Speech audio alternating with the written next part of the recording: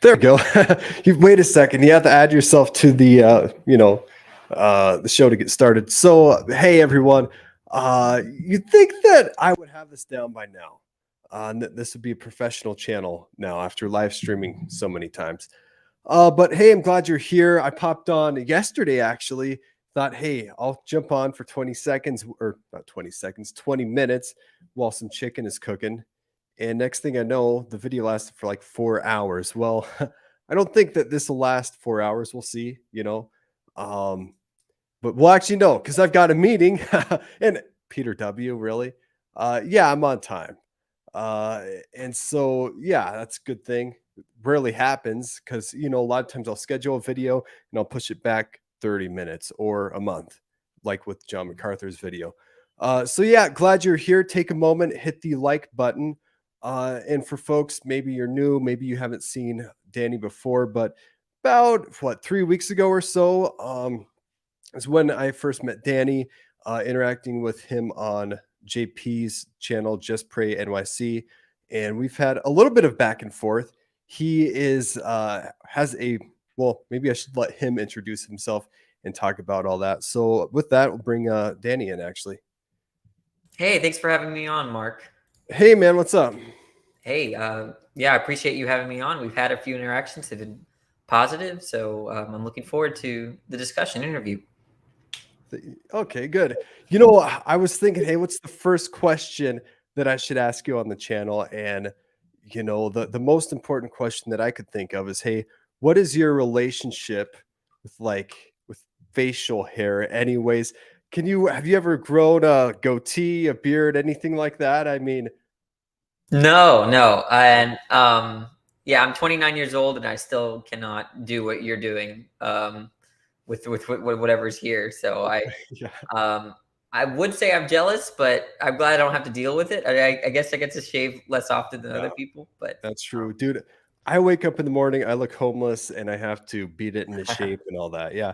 29 though, you probably get a lot. You do not look 29, right? No, I don't. Yeah. So yeah, with that, maybe you could just give us a talk about your history bit. I don't know if you have a religious background. What state are you from, anyways, by chance? Yeah, I'm from Louisiana. I studied. I mean, one of the reasons why I'm here is because I'm interested in philosophy, specifically like stuff like philosophy of religion. I was raised a Southern Baptist in Northern Louisiana, and I left Christianity technically in 2020 officially, but it was all kind of falling apart a little bit before that. But that's when I started not to see myself as a Christian anymore, like in any sense. So it's pretty fair to say that you're familiar with Christianity. You went to church pretty regularly growing up then, or? Yeah. I had a good experience at church. There are aspects of church that I miss. I think even from my perspective as a non-believer, I think there are a lot of benefits to being a Christian and belonging to a community. I think that there's something to kind of rally on there, whereas like something like the atheist community can't rally on much. We rally on, there are going to be a lot of atheists rally on political points. So if you disagree with their politics, you're out. A lot of atheists rally on the hatred of religion or their bad experiences with religion. And I don't have those feelings. I don't hate religion, nor did I have bad experiences. So it kind of makes me a little bit on the outside. And so thus I kind of do miss that sense of community. But I think that YouTube and other platforms have done something to kind of provide that kind of community sense that I kind of left. So. Yeah. And so that was, you kind of jumped in front of one of my questions in that, hey, are you one of the new atheists who they'd have there's the four horsemen, right? Richard Dawkins, Stephen Hawking and company, who they're more hostile towards Christianity. They would say, hey, religion poisons everything. And they would be a lot more confrontational towards it. You wouldn't consider yourself a new atheist then, is that correct? Or? I mean, I don't follow those figures. In fact, I think they say a lot of dumb stuff. They're not, only one of those are one of those four horsemen is a professional philosopher, and his expertise is not in philosophy of religion. Although that's Daniel Dennett. Daniel Dennett is the only professional philosopher. Now he's really smart, and that's the only one that I could ever really learn from with respect to these like deep philosophical issues. The other three are either just entertaining, or just straight up bad. But nothing there for me to learn from. There are other atheists that I follow that I think are worth listening to. They are not for me. So, well, that makes me think of what Bill Nye the Science Guy, and isn't his degree in like mechanical engineering or some, kind of different field where, he's talking into a lot of other things that aren't his expertise. Yeah, I'm fine with people talking outside their expertise so long as it makes sense to me. But I think the objections, for instance, that Hitchens posed against William Lane Craig were really poor objections. He was really unprepared. I think Craig destroyed him. Stuff like that. I think Hitchens is good for rhetoric. I think, he's fun to listen to, but in terms of substance, there's little to none. But yeah, I mean, I don't see myself as a new atheist in the sense that there was a kind of movement after 9/11, and for about a decade or so, where there was a group of non-believers, that sort of kind of pushed back on religious belief. I do push back on it, but in a very different sense, and I'd like to think more of an academic sense. I can yell at people, but I'm not going to yell at them or be mean to them because they're Christian. It's because of some other vice that they have, whether that be like they're a mean person or they're dishonest, whatever that might be. I don't have any problems with Christians personally. And I'm not even of the belief that people should not be Christian. Sometimes I think people would lead better lives if they were Christian. Some people don't lead better lives if they're Christian. That's at least from my perspective. So. Well, and that's one of the things I notice is you seem to be pretty level-headed, and when fireworks are going off between people and stuff, sometimes I can really go at it with people, but you seem to be kind of almost the adult in the room sometimes, where you live more in your brain than your emotions. Is that fair to say? Or it's like I do have a what is it? I do have a Mr. Hyde, is it? And aspect. Yeah, or a Harvey Two-Face. It just really depends on who I'm talking to. If someone is trying to understand me, trying to learn, or sincerely trying to object to what I'm saying, I'm always going to be a quote unquote adult. But the second that I'm perceiving that it's bad faith or they're being arrogant or something like that, then I become the other side of Harvey's face.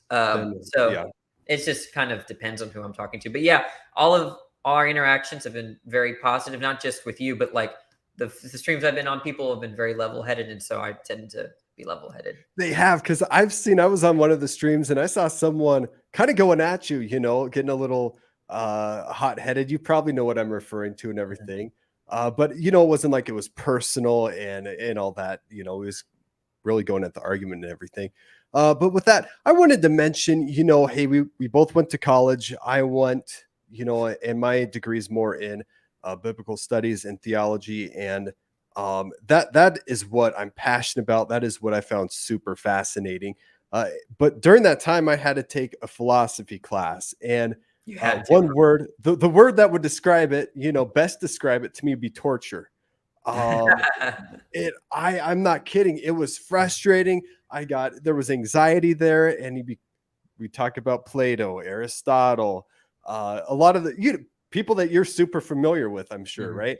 Well, somewhat. I mean, there's different ways. Sorry, I have allergies. It's been a rough day for allergy. Yeah, it depends on. So the way you can teach a philosophy 1000 course, there are all sorts of ways to teach it.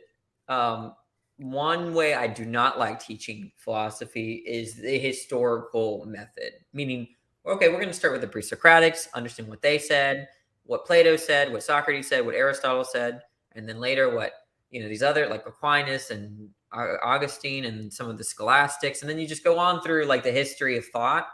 I hate that method for teaching philosophy. Although they are important figures, I tend to emphasize topics and then bring them in if I need to.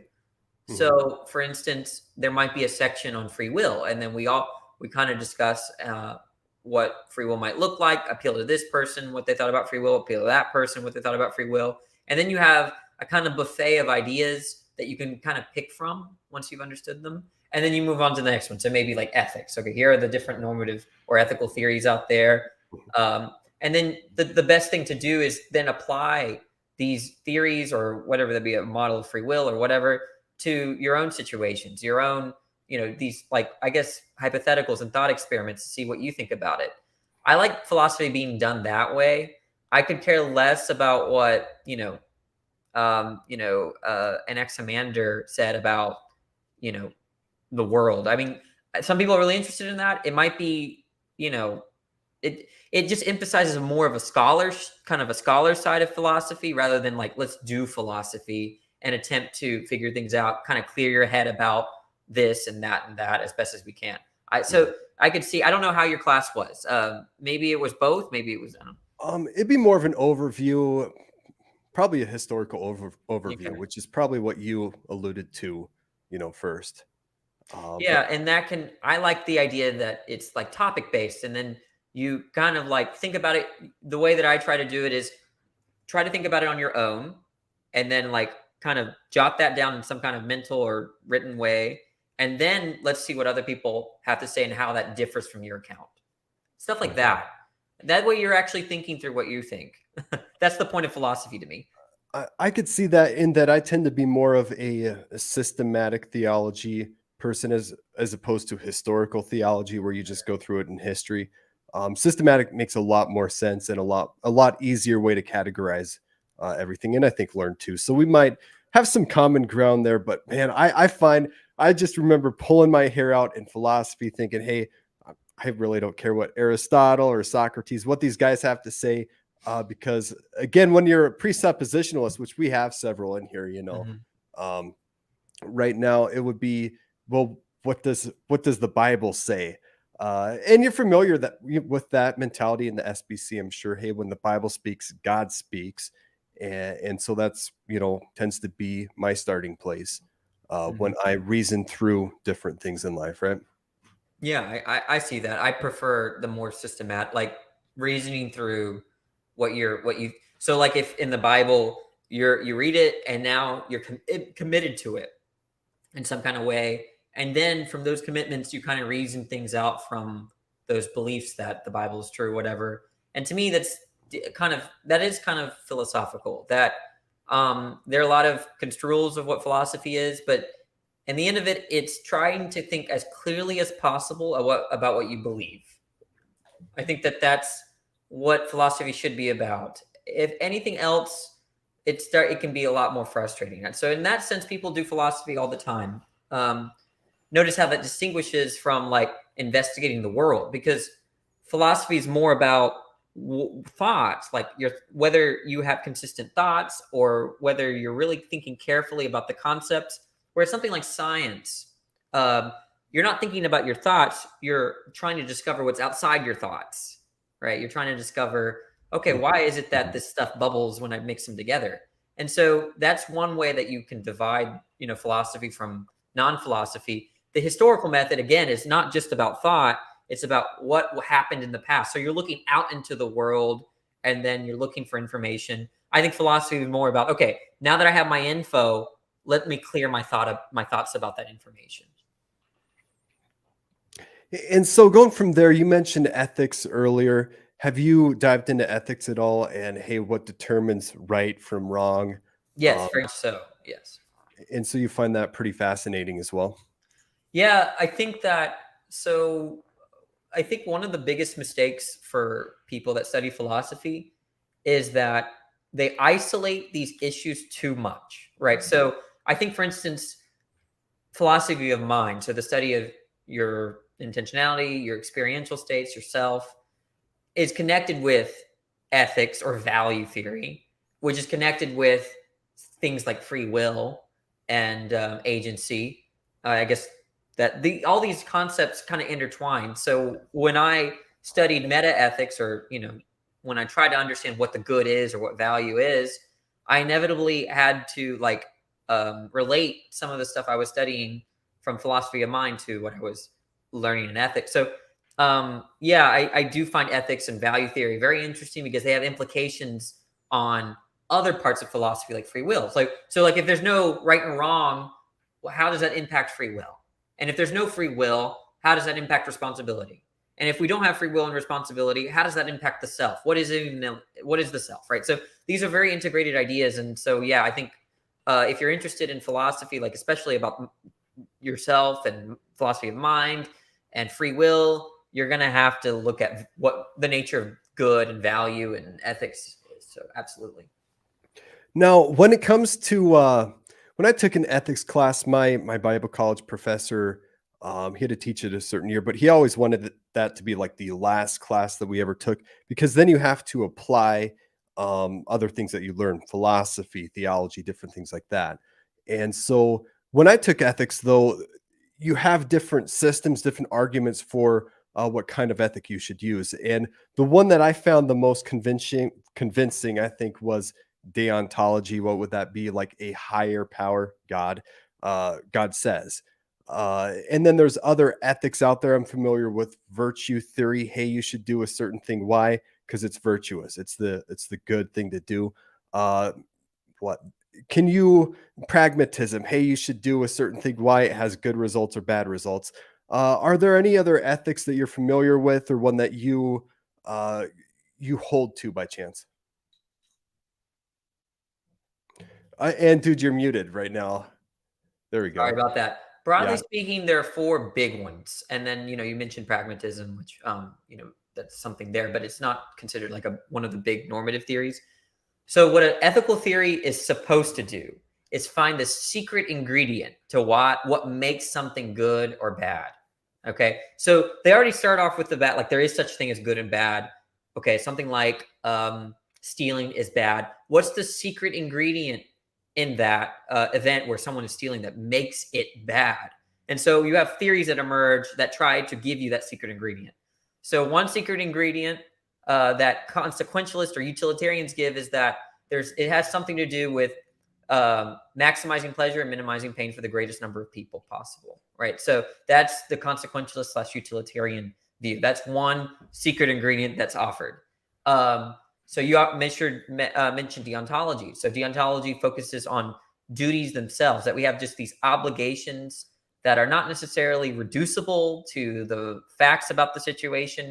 I mean, you could have versions that are, but the idea is that they emphasize this notion of duty and obligation. Deontologists and utilitarians don't get along because, here one is looking at the consequences, one is ignoring the consequences in favor of duty. Okay. And then you have virtue ethics. Now, the way that I understand virtue ethics is that it's almost a lot of Christians do like virtue ethics, and it sounds a little bit like deontology, but one of the distinctions between virtue ethics and deontology is that you're using a specific model of the good through a virtuous person. So or character, or virtuous character. Right? So the idea is that if you're thinking of virtue ethics, phrases like "What would Jesus do?" That's very much a virtue ethics slogan. It's not so much a deontological slogan, because here you're grounding the good in terms of what a virtuous person would characteristically do. Okay, so but I see a lot of Christians that mix deontology and virtue ethics. So those are usually the two that Christians go to. And the last one is contractualism.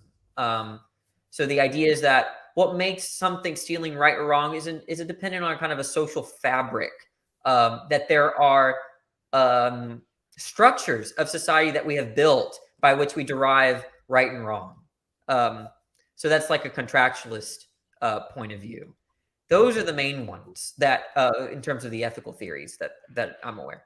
That makes sense. And I wonder how many, if you broke it down like even further, I wonder how many they are. But they could probably be under the umbrella of those different ones too. Absolutely. I would think. Yeah. Yeah, absolutely. Like there are many different types of deontologies. Kant had a deontological ethics that's very different than, some divine command theory uh, view, right? But they're both kind of deontological. So yeah, you're going to have a lot of variance under each. Absolutely. And so, shuffling the conversation towards kind of the intersection of, hey, you profess to be an atheist now, and in ethics and philosophy. How does an atheist account for good and evil? Anyways, that seems to be something that I can wrap my head around. Where how can an atheist who does not believe there is a God, a creator, how can they say anything is wrong? Do you have any thoughts on that? Yeah. So a couple things. Atheists are very divided about this issue. Okay. There isn't one thing we go to. It's not like the atheist creed out there. Okay. Yeah. I will say that about 30%, maybe a little less than 30% of philosophers are theist. Big majority of philosophers are atheists. Now watch this. Most philosophers, 60%, are moral realist. So they think that there's good in some kind of independent sense of independently of our agency or independent of our stances and our internal reasons. So I want to say that while I'm an atheist, I might take a very different view than the next atheist you interview. Okay. The idea is that for atheists, God doesn't have it's not a big player in understanding what the nature of right and wrong is. In fact, there's some atheists that are willing to grant the existence of God and still think that doesn't change any of the calculus. Like me, for instance. The way that I see it is that good and bad, right and wrong are going to be that debate about the nature of those things is going to be a separate debate from whether God exists or not. And that's actually kind of an unpopular view, not just amongst Christians, but also amongst atheists. A lot of atheists think that if God exists, there's going to be a sense of morality that would have existed, would have not existed otherwise. Okay, I'm not in that camp.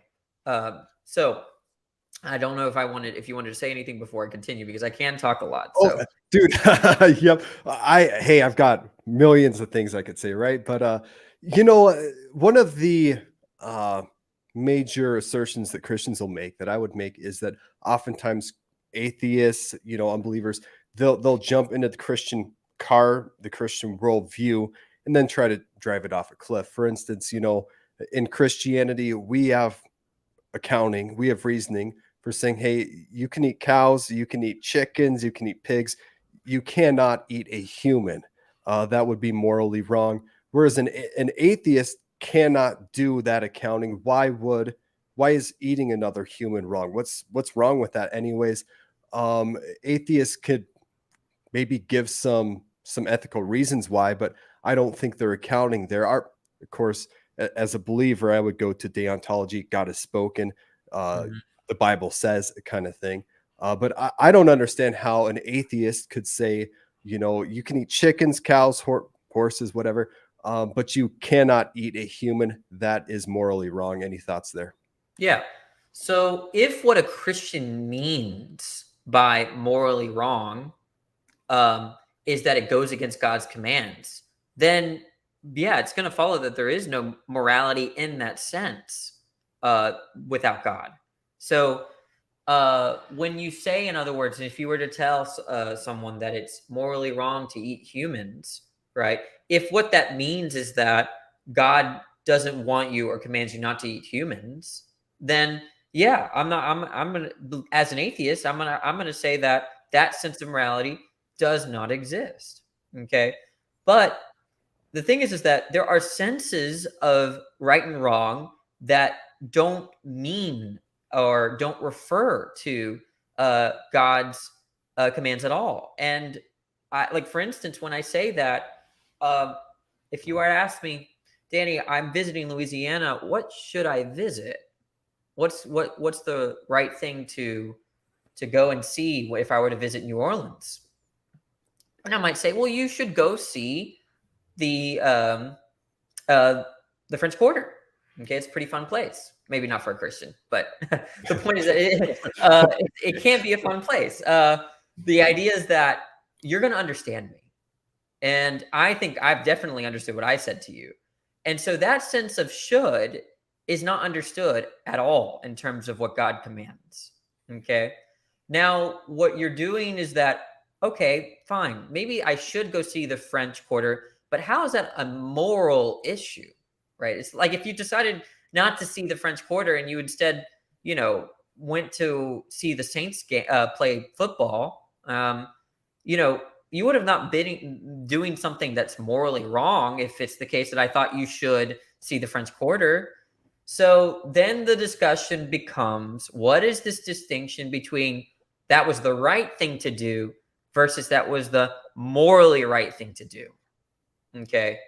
And what Christians have, at least my understanding, some Christians have said that moral in front of right just refers to God's commands or God's nature. And I'm like, okay, well, in that sense, if that's what you mean by moral, then yeah, there's going to be truths about what we should or shouldn't do, but there won't be any sense of what we morally ought to do or morally not ought to do. And so I'm fine with biting that bullet. But when other people say morally, they might mean something different than you. So some, like the utilitarian, that sense of moral is going to be a function of pain or pleasure. Okay. And it's going to be hard, I think, for a Christian to say, you should adopt the sense of moral that I am using as reference to God's commands, because I don't see why they should. Because here's the paradoxical or the kind of twist. I'm not a utilitarian, but let's just pretend. Okay. So which one would most describe you out of the ethics by chance? Oh, I'm none of them. I think that You're none of them, so you don't have any, is what you're saying, right? Like I think that there's a presupposition that there's a secret ingredient. I think there's I don't think that can be justified. I think that when we talk about morality, or we say that's morally wrong there and morally right there, it's very contextual. So sometimes I say, oh no, you shouldn't, you shouldn't steal from Walmart because they're going to catch you and they're going to throw you in jail. There, I'm talking like a utilitarian, but that does not commit me to utilitarianism, because in some other cases, I'm going to find things wrong, even if they were, despite the consequences. Okay. So the point is that what philosophers can I break in for a moment too? Of course, yeah. And when we read the Bible, we can point to sections in Scripture where it's not just deontology. There's pragmatic arguments in the Bible. I mean, in the book of Proverbs, where, hey, you do this foolish thing, you're going to reap the consequences. There's a whole bunch. There's virtue theory in Scripture. We could point to not just a singular one in Scripture, but many too. So there's similarity there, is what. Yeah, no, I'm going to agree. I think it's a mistake to say that we have to find this one secret ingredient to all cases where we find something morally wrong. I think I reject that. I think I'm what you call a moral particularist. Okay. I think rightness and wrong. So, yeah, I'm from Montana. You're going to have to dumb that down for me. Yeah. Well, think about the word particular, right? It depends on the particular circumstance you're in and to evaluate what you should do. You don't derive what you should do from some fact about what secret ingredient or principle out there that sort of extends to the situation. For me, it depends on the situation that you're in as to know what you should or shouldn't do. And that situation, the factors could be any kind of factors, right? Kant, a deontologist, he was notorious for kind of rejecting this premise that if you should not lie to your parents about stealing from the cookie jar, you also should not lie to the Nazis when they ask you where your Jews are. Okay. In fact, we have a kind of insult. You're too Kantian, right? Because he thought that there was a principle, a fact of the matter that stretches across all cases, that is not conditioned by anything. And I'm just saying, no, our moral lives or our ethical lives are way too complicated for us to always apply a principle or establish a secret ingredient to rightness or wrongness. Okay. So I reject all the theories. Now, there are going to be elements in which the particular case we're going to be sensitive. Like when I was a Christian, I was very sensitive to, I thought about, okay, Jesus did, when he interacted with the Pharisees, this is how he interacted here. Now I'm interacting with an arrogant person. I'm going to try to do the same thing. Okay. So that's, what I'm doing is I'm evaluating my particular case that I'm talking to this arrogant person, and I'm using Jesus as a model to know what to do. Right. And just because I do that there doesn't mean that I have to do it in all cases, because there are going to be cases where Jesus is God and what he does is not going to be applicable to what I do in that situation. Right. So at least that's how I thought back then. I'm going to take a breath. I don't know if you wanted to say anything. Well, yeah. My next question would be, because I'm a very nosy person, is there something in particular that brought you out of Christianity, something that you struggled with, or that just convinced you, or anything that you can put your thumb on there by chance? Yeah. So you're asking about a kind of narrative, a historical narrative about why I'm here. Why is it that I'm here and as an atheist rather than a Christian? Now, I think there are two questions here. Why don't I go back to Christianity versus why I left? I will answer these two questions very differently. But to the first question, why I left. And with most big decisions like this, it's never for one reason. There might be some big reason, but there's always going to be an aggregate or a collection of reasons when it comes to a lot of these big decisions. And for me, it was a lot of non-rational reasons, as well as eventually some what I took to be philosophical reasons. But I will let you know, the best way to deconvert, if you want to deconvert, is not philosophy, is not studying atheism. It's to leave your church and be disconnected from Christians. That is the best way to leave Christianity, to make friends that don't care about Christian values. In other words, start changing up your social fabric in a way where you no longer get that kind of Christian influence. That is the best way to be susceptible to, I'm talking like a Christian, but that is the best way to be vulnerable to atheism. Okay. Honestly, I might give some arguments today, I might not, but usually arguments are not very convincing to people on either side. Okay. What's a lot more convincing, and I think more powerful, is being friendly and being loving. Okay.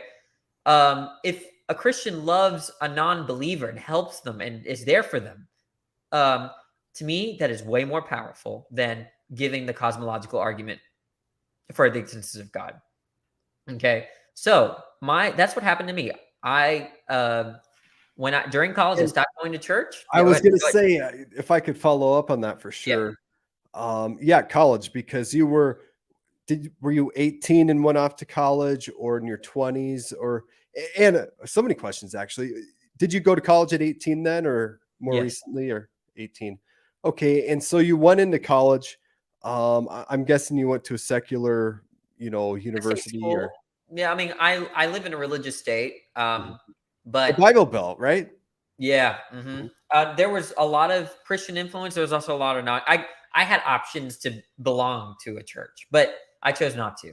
I chose to sleep in every morning, and not really. I was highly addicted to video games, so I did not leave my dorm very much. Dude, we could take a giant rabbit trail. When I was at college, Call of Duty, Black Ops or something came out. And we had guys there that the girls were asking, hey, did so-and-so drop out of school, drop out of college? No, Call of Duty just came out. So he's going to play that for a week straight, miss classes and all that. But, and I've heard people call in sick from work, for a week because Call of Duty or the latest, game came out. Just out of curiosity, are you a Nintendo, Xbox, or PlayStation? Yeah, I what was your last question? What was it? The 10 mil what? Which is the best system, Nintendo, PlayStation, or Xbox? Okay, I'm a PC guy. Okay, PC, but okay. I've always wanted a PlayStation 5. Okay, I've always wanted one. Or is it 4? No, 5. 5, right? I don't know. The latest one. I've got a Nintendo Classic, Super Nintendo Classic. That's like, I'm old school. I go way old school. So. Yeah, thank God I do play games sometimes, but not, I am free from that now. Like I can go on months without playing, and it's so liberating. But anyways, the point is that I stopped going to church. I stopped making Christian friends over the last decade, and that primed me, because one of the things is that if you come with doubts and you have that support system in church, maybe your doubts are usually going to be, they're, at least they can be addressed by the community. At least there's that potential. But when I had doubts, I had no one to go to, and I tried to. It was too late, right? The last couple of years, I was like, I had no church, and I was looking for people to kind of answer my doubts. Couldn't find anyone. And then, so that really primed me for leaving Christianity. Had I really, if I had a Christian girlfriend, Christian friends, and a Christian community, I probably would have not cared as much about the philosophical problems that I was having to deal with, because there's so many practical reasons to be a Christian in that kind of environment where you're socially connected to the church. But I wasn't. So that, I have to say, played a big role in my deconversion. So that's like probably half of it. The other half had to do with some philosophical issues that I had. And can I go back to that for a moment? In that, did you go to college in the same town that you grew up in, or did you pack your bags and move? I packed my bags 4 hours away. Yep. 4 hours away. Okay. Yep. Same state. Same state. Same state and everything. Okay. And when you growing up in the church, I think of my life, and my dad, anytime the doors were open, he would drag us to church. And I feel like I basically lived in the church, was born in the church, all of that. And did you have that same experience growing up? Did your parents take you whenever the doors were open, or once a month, or any thoughts there? Oh, it was like maybe 2 times a week. And I only disliked 2 things about church, I think. And when I was a kid, maybe I disliked more, but my teenage years, I disliked, number one, getting up early, and I still dislike that today. Today I woke up at 1 p.m. I cannot stand the mornings. I really, and yeah. Anyways, there's that. And number 2, they forced me to do choir. That was a bad move, right? That really turned me off to church. Okay. They forced me to do choir, for like kids choir, middle school and high school choir. I hated it. But everything else I liked. I liked Sunday school. I loved my pastor. I liked the service. I loved my friends. I had church friends. I had a really good experience in my younger days. I guess I'm young, but like in my childhood and middle school, high school, adolescence, whatever. I had a really good experience, and I don't have nothing to complain about other than those 2 things. Those 2 things. And then it sounds again like you were fairly active then in your church. I was, yeah. Yeah. And you alluded to then some of the philosophical things, some of the, maybe your departure from the faith. Of course, Calvinists, when we talk about stuff like that, we always think of scripture. Hey, they left us because they were not of us. So using departure a little bit loosely, but departing the Christian faith, where, hey, you're professing Christian, to doing a 180. No, I do not believe in God. Any thoughts on that? Yeah. So I think it goes both ways. A lot of people join a religion for bad reasons, and a lot of people leave religion for bad reasons. In fact, I think the majority, most atheists that I meet, it was really somewhat frustrating for me, because I mostly struggled. I struggled a lot with the objections to Christianity, and I thought a lot about it. I thought so much about it. And then when I see people leave Christianity and it's for the dumbest reason, I feel like it's an insult to me, right? Like, I got here thinking really, really hard about this. And how did you get here too when you didn't think about it at all? Like, you should go back and then think of go struggle like I did and then leave, right? Like, so Yeah. it goes both ways, right? Some people become Christians for really poor reasons. And is it annoying?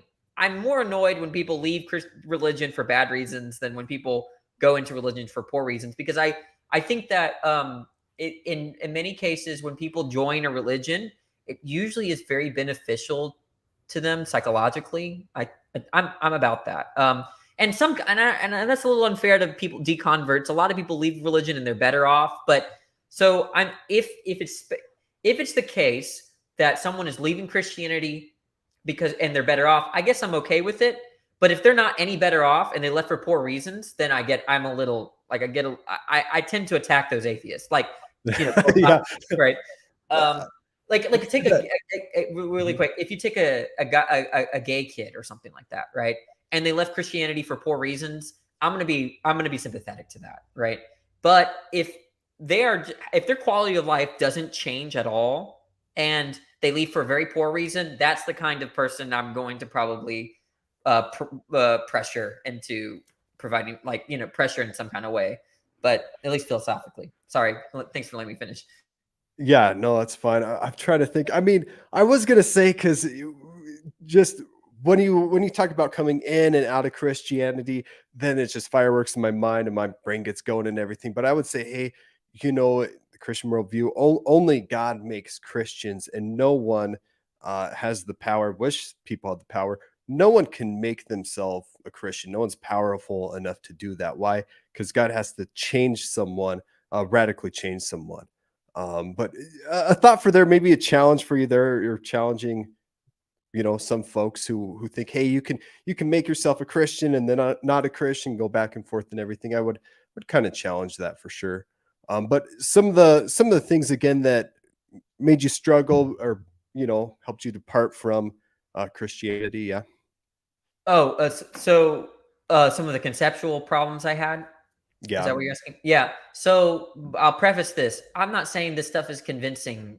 Like, I'm saying it convinced me, or it was reason giving to me. But and remember, this was 2 or 3 years ago.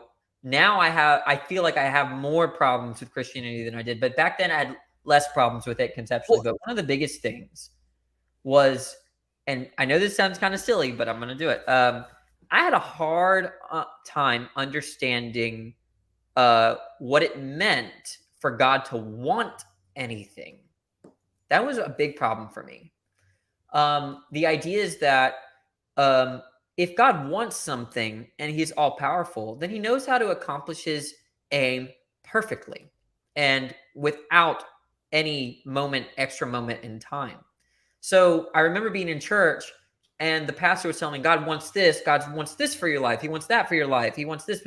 And then I'm like, given the properties of God, like his omnipotence, his infallibility, his knowledge, it doesn't even make sense for God to want anything. He'd just get whatever would be the object of desire would already happen.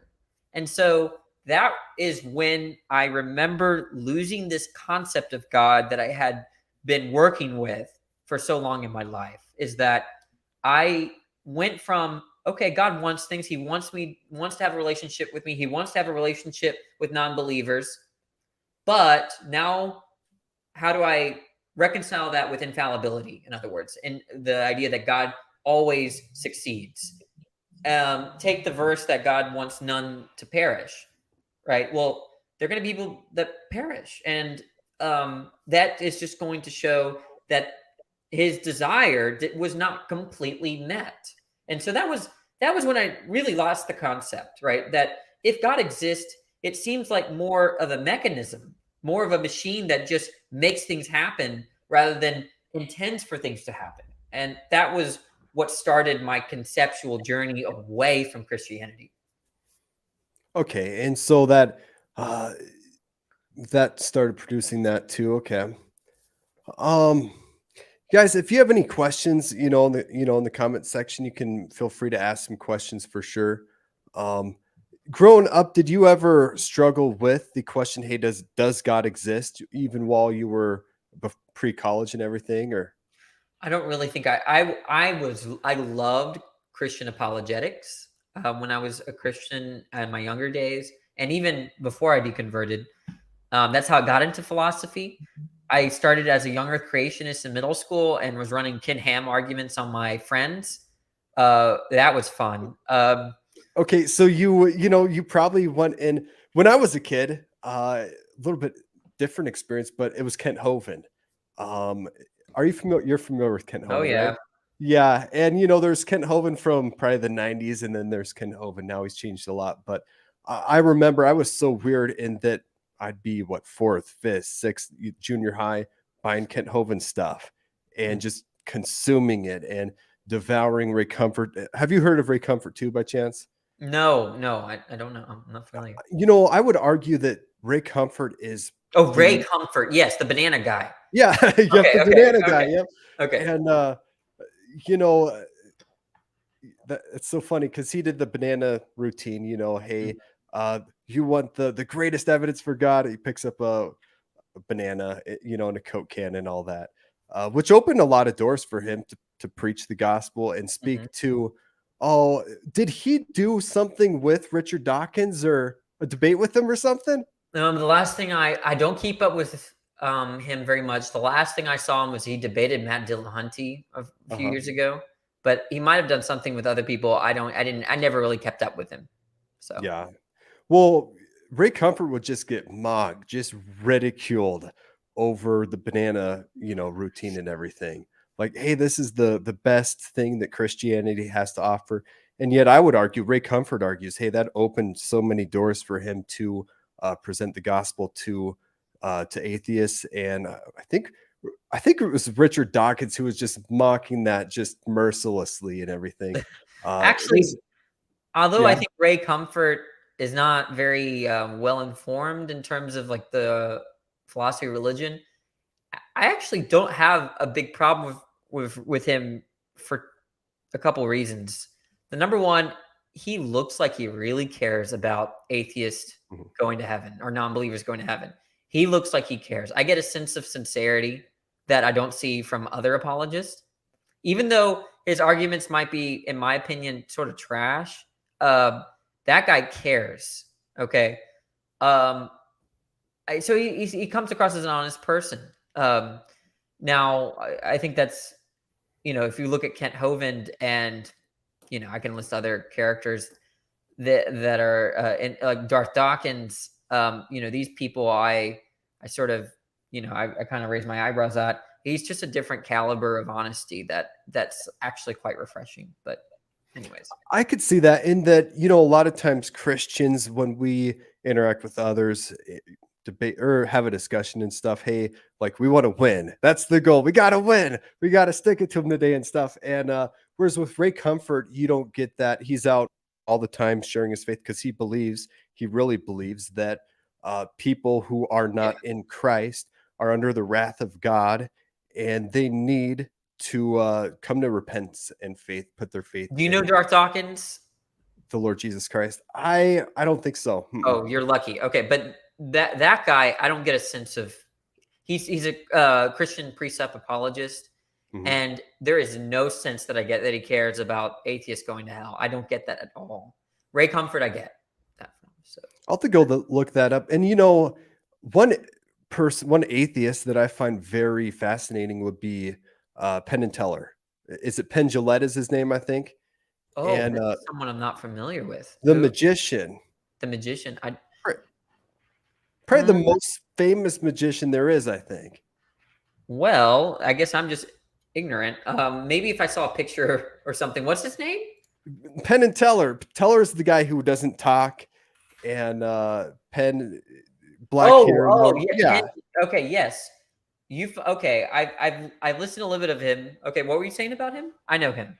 Well, he's an atheist, and he went on YouTube. This would have been years and years and years ago, making a video saying, hey, like Christians, believers, if you hate people, essentially, how much would you have to hate people not to share the gospel with them if you really believe that people are headed to hell and everything? But he actually had an encounter with Ray Comfort years and years and years ago, and is actually the banana thing that really drew that together. Actually, pretty ironically, how God will use something, where he's mocked, he's ridiculed over this thing, and use it really to reach a lot of people with Yeah, I information. don't think you see. I know it. I think Ray Comfort's banana thing.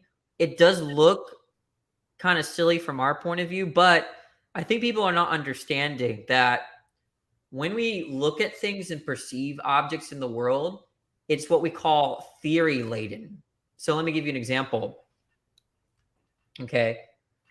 I ask you what this is, and you're going to say it's a pen. And you're going to have a whole slew of background knowledge about where this came from.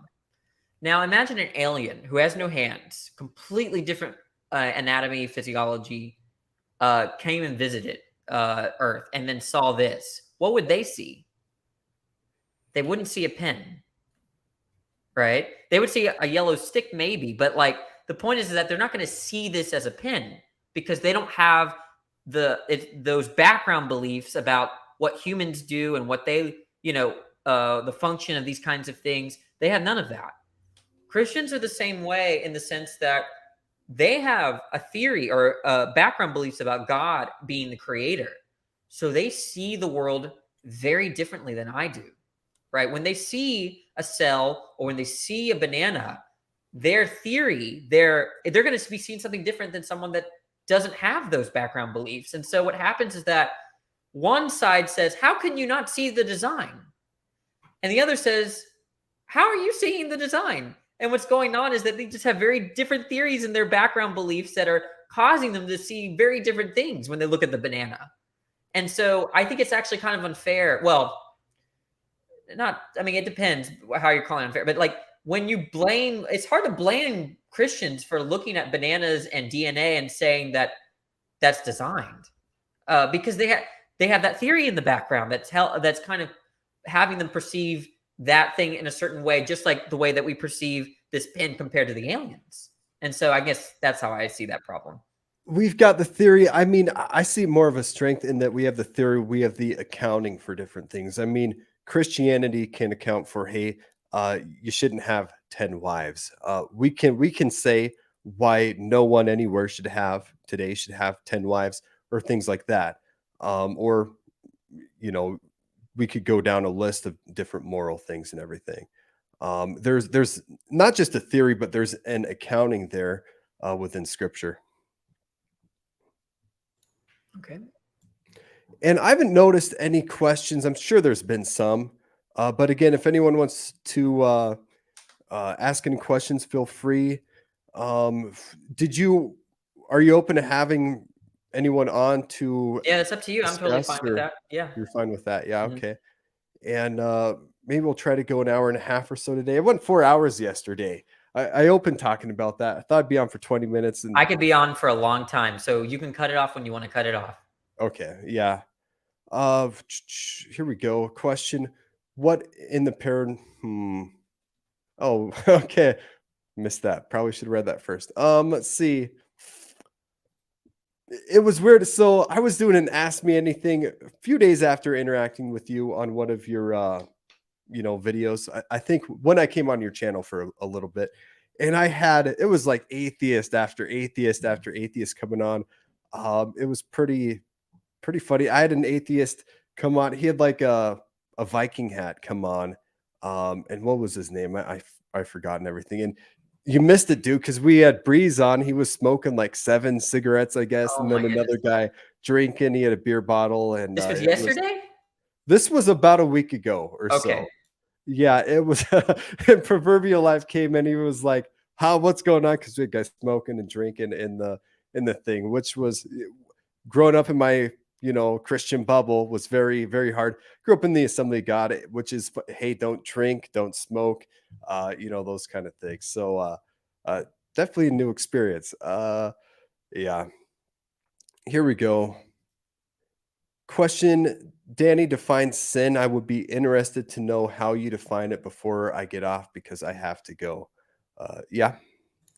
So there are a couple ways to define sin. Depends on what theology you're coming from, but one way to define sin is that which goes against God's prescriptive will. That's how some people define it. Some people define it in terms of that which is against God's will, simpliciter. Some people define it in terms of what goes against God's nature. That's any of those definitions I'm going to understand.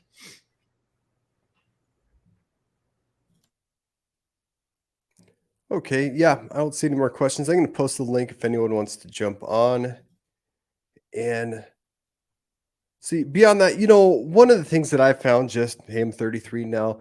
My experience is that the Bible has been axiomatic. It's been self-proving throughout my life. When I don't do things God's way, hey, you reap what you sow.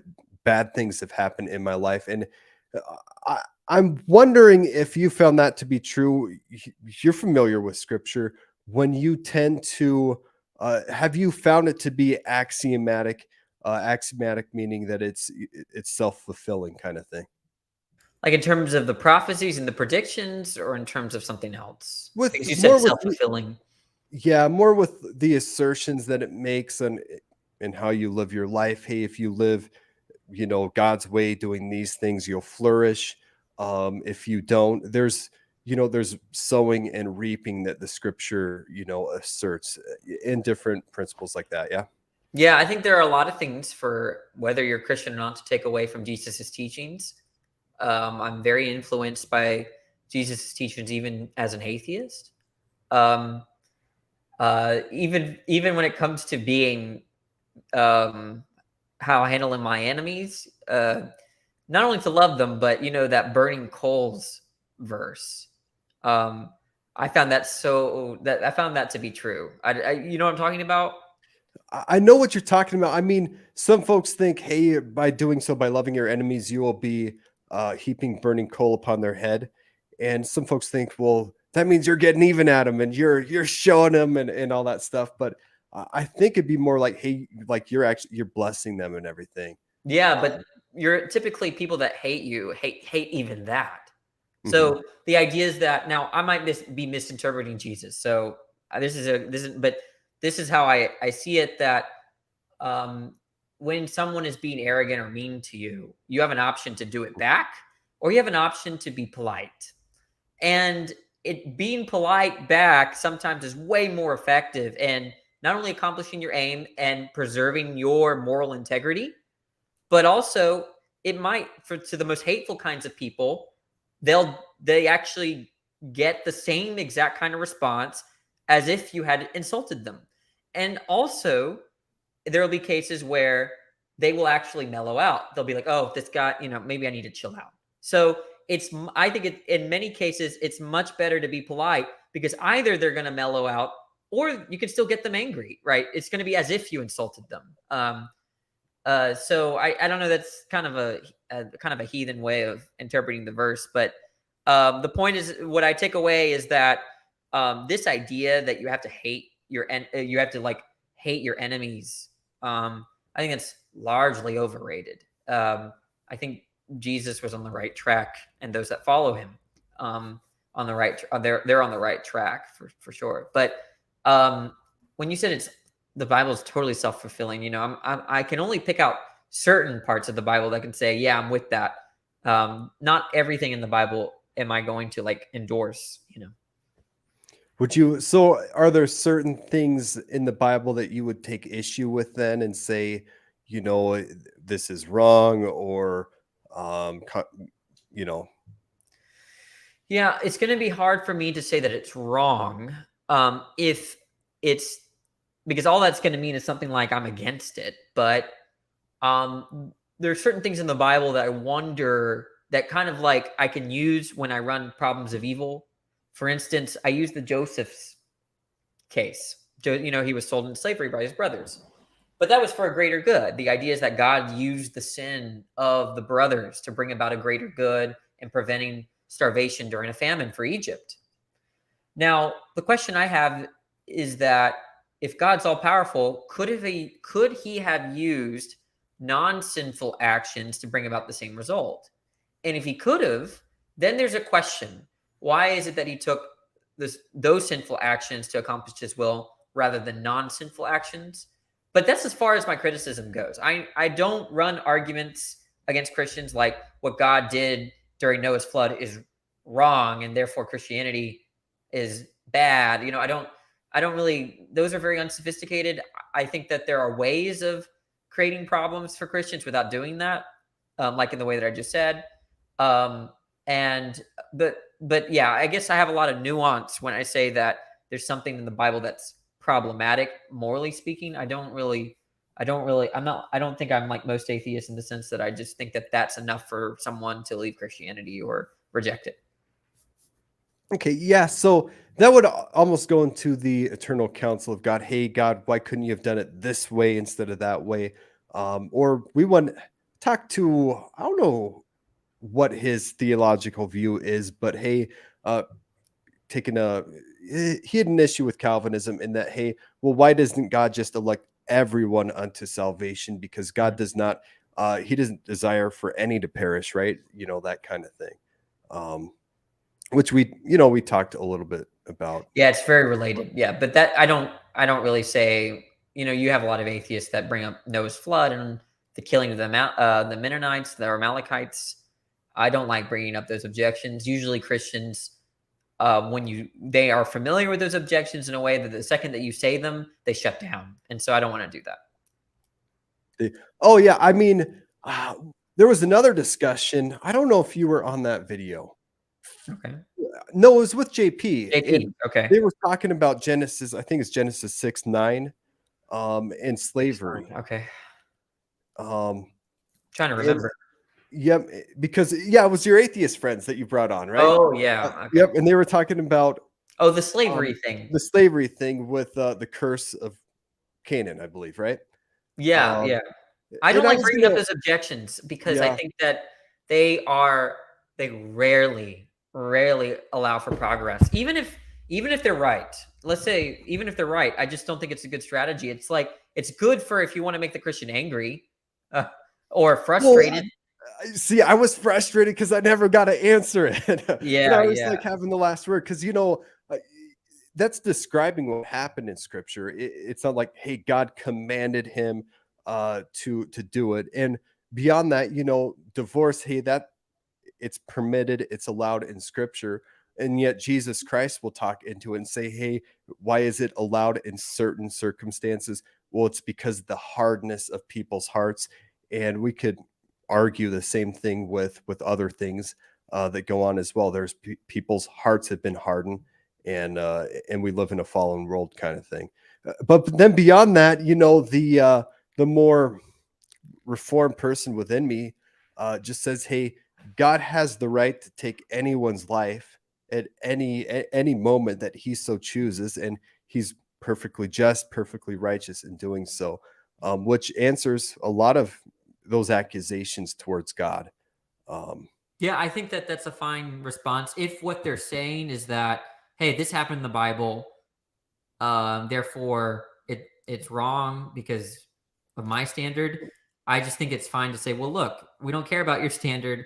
God did it. He's righteous. He has the right to do what he wants with his creation. I think that if you're dealing with that kind of objection, that response is fine. well, hey, God commanded the Israelites to completely wipe out the Canaanites, or even Abraham to sacrifice his son, the promise and all that. And, God holds, this has got me in trouble before, right? God holds the keys to life and death in his hands. No one, uh, under Christian worldview, I'd say, dies without God being a part of that, without him taking his sustaining hand of life away from that. We got a question from, well, actually, a couple questions.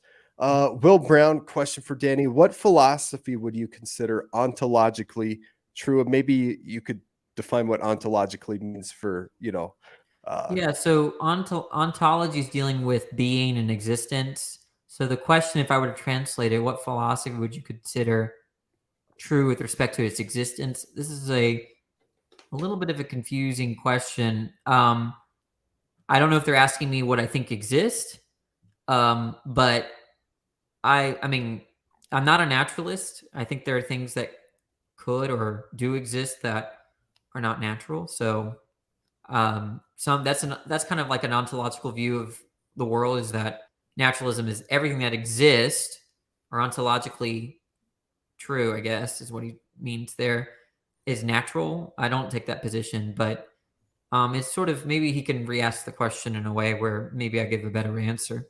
Yeah. So, Will Brown, if you want to clarify that a bit, feel free to do so.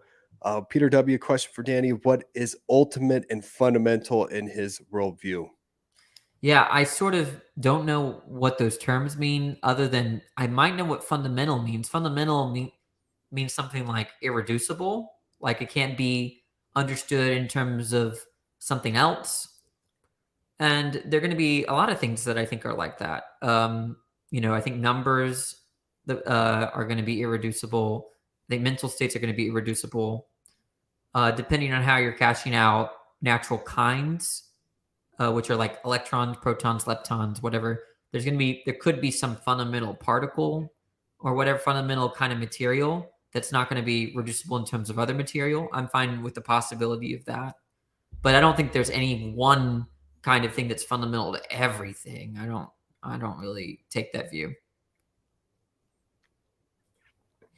Okay, I did have a question just because I'm a nosy guy again. In that you're working right now, are you working on, would it be master's degree in Yeah, I'm philosophy or finishing my master's in December. in December? Okay, and so are you working on a dissertation pretty soon, or Yeah, I have to submit. I have a master's defense where I'm defending like a few papers of mine. Yeah, a that's few what I have to. papers? And so then for dissertation, you need to kind of find a topic that hasn't been dived into that well, or how does that work? I got to choose between like a 40 to 60 page dissertation or submitting 20-page papers. And so 15 to 20 pages. And I chose the latter because I don't like to focus too much. I'm more like interested in that and that and that. Right. So my three papers are all on. So I have one on free will. It's more specific than free will, but one about free will. I have one on virtue ethics, and then I have one on mind brain identity theory. So that's what I study. And you're doing that in the future then, or have you already written those I've already papers? written them. I just got to submit them and then defend them. Oh, and then defend them. Okay, so how do you defend a paper like that then? Like, Yeah, so they're gonna, of course, they're after they read my paper. There are no established facts in philosophy, so they're gonna have very different views than what I've written. So it's sort of like it's kind of be like the most cordial debate you could have. They'll be like, "Look, you said this here. Not too sure why you said it. I didn't understand your argument here." Or sometimes they might ask, "What do you think this person thinks about your view?" Or here you cited this person. Why is it that you cited this person here when they think this? That kind of stuff. That's what they're going to ask me. so they'll provide some pushback and everything. Yes. Mm. Yeah. And then you'll have a master's in philosophy. And what kind of line of work does that go into by chance? Well, I'm also a teacher, so I've done grad school all year round part time, so I can finish on time. Like I'm in grad school even during the summers and winters. But the idea is that I love teaching, so I've taught philosophy and I also teach other subjects. But I just plan to teach for the rest of my life, probably. And teach more in the college and university then, or? Well, once I get a master's, they have offered me an adjunct position at the university I work at, but it's like night classes and stuff that I'm going to be offering. Okay. Mhm. And then you kind of work yourself from there, through Yeah, the we'll different. see. I'm considering a PhD. I don't know yet, but we'll see. Do you see yourself getting a PhD though in the next, I mean, you're 29, you got some, maybe you have some time if the Lord provides you some time. Mhm. But perhaps you have some time, right? Yeah, well, the point is that if I get a PhD, there are all well funded. I would get paid almost the same amount that I'm working anyway. So it's not, and yeah, I think I can do what I want to do. Given that I don't care about money as much as other people, it makes life a lot easier. Yeah. So, I mean, I do care about money, obviously, but like, I'm fine with getting paid for my needs and not for like, a super nice house and car. I don't know. Yeah. Plus, I have a Hey, wife, so well, yeah. Yep. mhm. And so how long have you been married then? Over a year. So April 9th, 2021. So yeah, she identifies as a Christian, interestingly, but I'm telling you, she's like the worst Christian you'll ever meet. But She, well, and you go to Matthew 7, and it's not about someone professing Christ as Christ profess you kind of thing. But vertical view, Danny, if the Bible is true, would you become a Christian? Hopefully, yeah. Breen Babes, question: how do you objectively ground your ethics? Yeah, I'm an anti-realist about value. So that gets into a big conversation. In other words, when I can only make sense of value statements or what we should or shouldn't do in terms of our internal reasons, the notion of objective ethics uh, requires something called external reasons, and I don't understand those. So my meta ethics, or the way I understand good, bad, right, and wrong, good, all that stuff, is in terms of our internal reasons, not in terms of objective reasons. And then the kind of follow-up question: define truth. Yeah, there are two theories of truth I'm flirting with. In conversation, I define truth as that which corresponds with reality. That's a very simple definition, although I think there are big problems with it. The theory of truth I'm leaning towards is a pragmatic theory of truth, where truth is understood as the goal of inquiry. So when we're trying to explore a question, we're trying to reach a conclusion, and whatever we're trying to reach at the end there is truth. So that's how I understand truth, but it's a very difficult question. Mm-hmm. Breen Babes, but that's not how you live your life. She's saying there's an inconsistency there, it seems like. Well, I'm willing to talk about it. Breen, you could jump on. Maybe you're out and about. A lot of times I'll be interacting with other YouTubers. Hey, Mark, jump on, and I'm out driving around or different things like that, But you started your channel. It's Phil Talk, guys. If you want to check out Danny's channel, type in Phil Talk.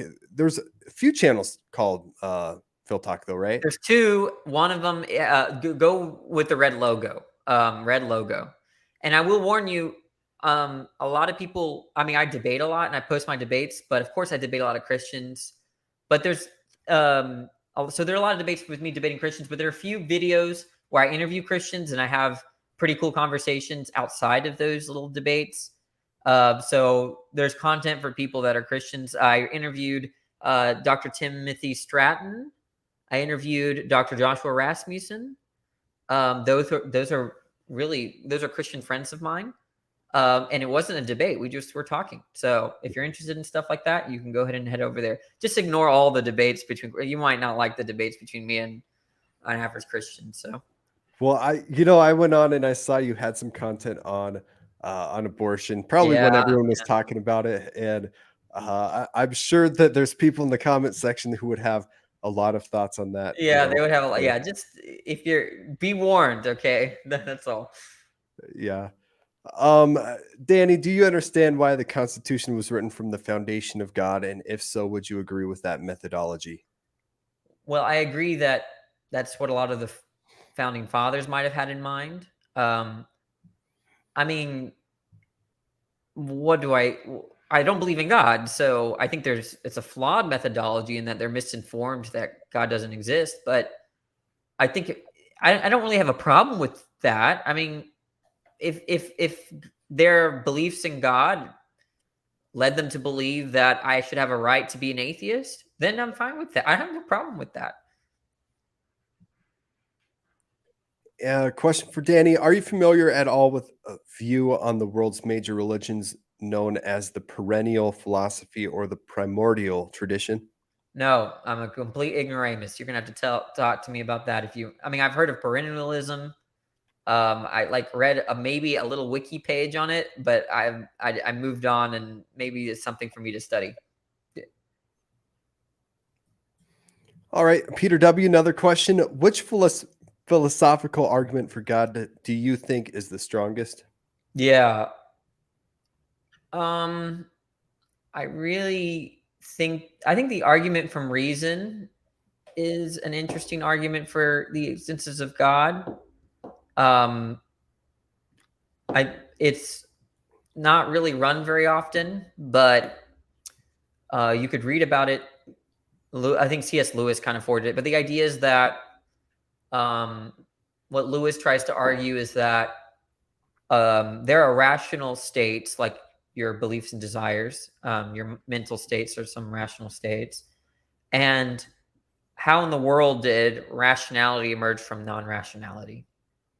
And I think that that's way more interesting of a question than like, where did DNA come from? Because DNA is not rational. Okay, so it makes sense to say that DNA, a non-rational thing, came from a non-rational thing. But then when you get into how a rational thing emerges from a non-rational thing, that's where it gets a little interesting, I think. I think that's a difficult question. But the idea is that God is rational, so he brings about rationality. I think that's the idea. But that's just, I think the argument doesn't work, but it's interesting to think about. I think it's a problem that naturalists are not going to solve. So anyways, as Christians, we would say, God's immutable and God is the creator of logic and reason. And the reason why we can do certain things, scientific method and stuff, and it happens today, tomorrow, 1,000 years from now, that would be found in kind of the attributes of God tied to God himself, kind of thing. Okay. I'm sure you've heard of the argument, hey, God is the great uncaused cause. Do you think that is convincing at all by chance? It used to be, but it's not anymore. But I could see why a lot of people would be, would kind of be sympathetic, but I'm no longer sympathetic. So. And you mentioned earlier in the conversation, going back to Ken Ham. Okay. You mentioned probably in high school or so, growing up, you listened to him, or I don't know if he had a radio show, or what's your experience with? He wrote a kind of study called Strongholds, Demolishing Strongholds. Okay. And what he did was it was dedicated to defending a certain account of Genesis and dismantling evolutionary biology, and also old Earth stuff. And I guess I had fun doing it. I mean, it was great. A lot of people accept scientific facts based on authority, so they're not really well versed in how to defend the views that they are accepting via authority. So it's very easy to look up some arguments from Ken Ham and then ask a person, well, how do you respond to this, right? So that's what I was doing in my middle school, early high school years. And then I gave that up because I'm more interested in philosophy than I am in science. In science. Well, we kind of have that in common then. I'll put the one thing I'll give you, I'll put philosophy above psychology like any day of the week. Okay, I'm with you there too. There, common ground there, a little bit of common ground. Yes, I definitely agree with you. Every time I meet a psychologist, they think they know everything too. I guess that's how y'all feel about philosophers. But yeah, no, I don't. Philosophers with their big words, that are 7 syllables or, things like that. Yeah. Well, actually, you theologians get complicated too. Okay. You and your creeds and your fancy word, hypostatic union, Athanasian Creed. What are you talking about? Yeah, you probably studied infralapsarianism and supralapsarianism. Don't even. Yeah, you got your terms. I got my terms. Yours are just as big as mine. Okay. Some of them. There's truth to that. Yeah. I just bought because I am interested in Christian theology. I just bought a book on Christian theology. I read a little bit of it last night, but I like it because it kind of has philosophical vibes. Of course, it's not science, and that's why I like it. I like the historical development too. Well, a good book out there that you should read, I think Ray Comfort wrote it. It's called God Doesn't Believe in Atheists. I think I've heard of that book. I think so. Great book. And it's, I'd say, hey, amen. It's so true. a lot of Christians, and I would be one of them, would say there are no such thing as atheists, because people like deep down inside know, hey, there is a God. And there's a text in Bible, not to what's the word I'm looking for, not to insult you or anything. Hey, and you know what text I'm gonna point out, Yeah, I'm I know what sure. you're talking. Yep. Yep, the fool has said in his heart, there is no God. And I was listening to that a while ago, and it should read it, translating it from Hebrew to English, it should read, the fool said in his heart, no God. It's more of just a like shaking their fists at God and everything.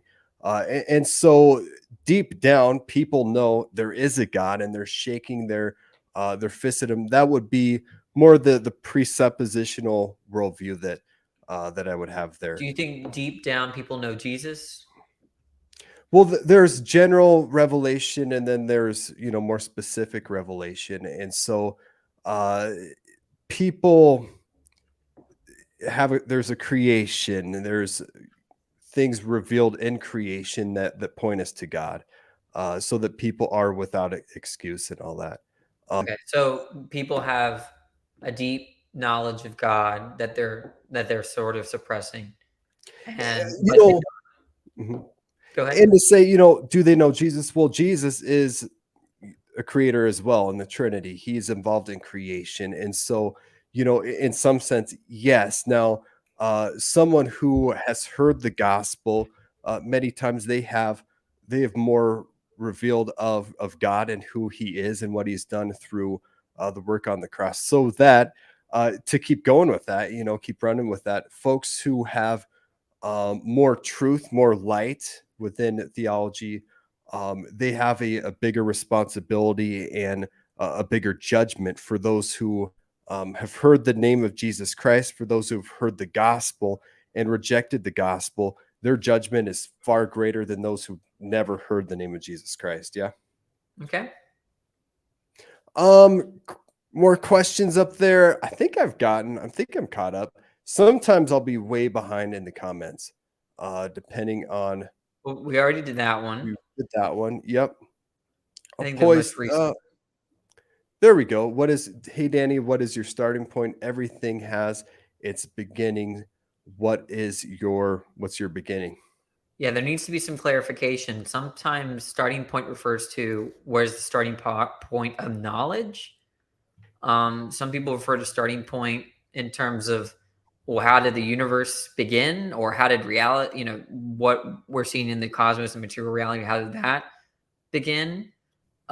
So there might be some people are talking about like axioms, like moral and mathematical axioms. So I don't know what Berean is asking, but in terms of epistemology, I'm not a foundationalist, so I don't even think that like justification is understood in terms of a starting point. I'm fine with saying that the material world always existed. I think there's nothing. Oh, knowledge. Okay. Yeah, I'm not a foundationalist, so I don't think there is a starting point. I think I'm a coherentist, which means that rather than understanding knowledge in terms of being built on a foundation or a starting point, for me, knowledge is like a network of beliefs, or think of like a spider web. Okay. And they're going to be beliefs on the edges, and they're going to be beliefs in the middle. And in that sense, you could think of a spider web as having a center. But the idea is that it's all interconnected. And in terms of what those center beliefs are going to be, is going to be beliefs about truth, falsity, self. And then from there, there are beliefs given to you by the world, and then you create this kind of network rather than like a starting point, having their starting point. All right. Are you materialistic? I think they're asking me if I'm a materialist. I am not. And what is a philosophical materialist then, by chance? Yeah, so we have to be careful. Materialism, naturalism, and physicalism are terms that are used differently, and sometimes they refer to the same thing, sometimes they don't.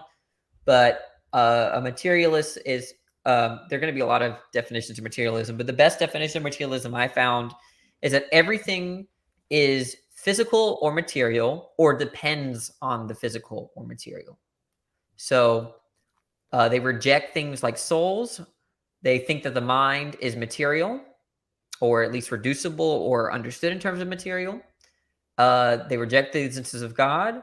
They reject anything like abstract objects existing. So the number 3 doesn't exist. Propositions don't exist, at least independently of minds. And I'm not a materialist because of some of these things. Some of these things I think are not understood in terms of material reality. I was listening to, I guess, some philosophy the other day, believe it or not, and it was talking about the number 3, and if it's written on a whiteboard and you erase it, will have you erase 3 kind of thing, which Yeah. I kind of understood, but not really. So that's as philosophical as I get sometimes, right? Yeah, so the problem of whether they're numbers or not. If you think there are like numbers that exist outside of your mind, usually they call those people Platonist or Neoplatonist. Okay. And then some people, like conceptualists, think that 3 is a mental construction.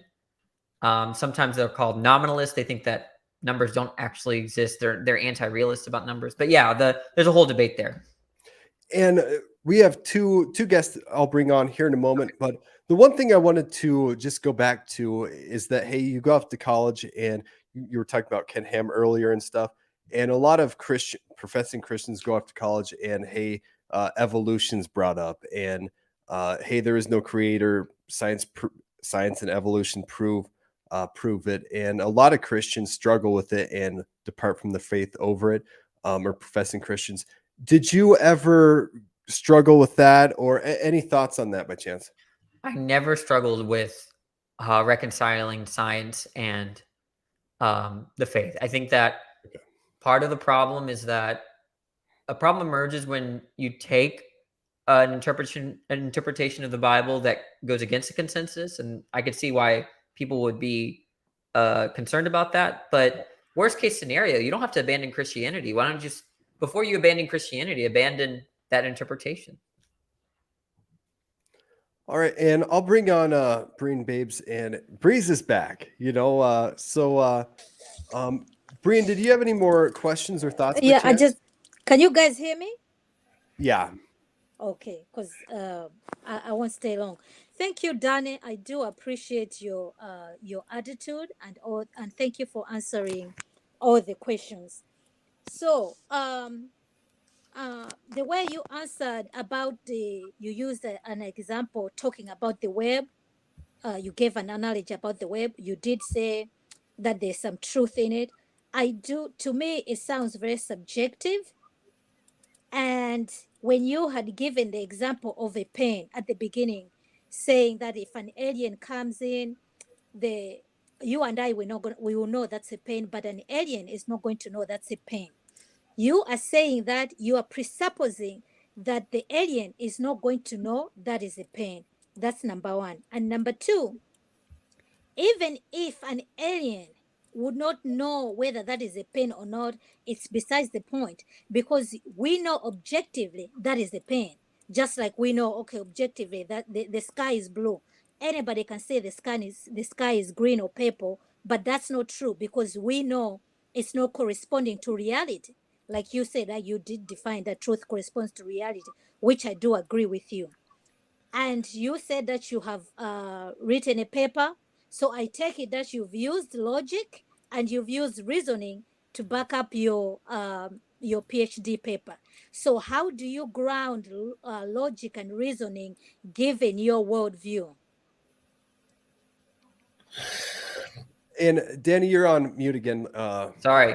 Yeah, as far as the pen example, all that was supposed to show is that you and I could be looking at let me see. I want to see if there's something here that, okay. How about this? No. Give me a second.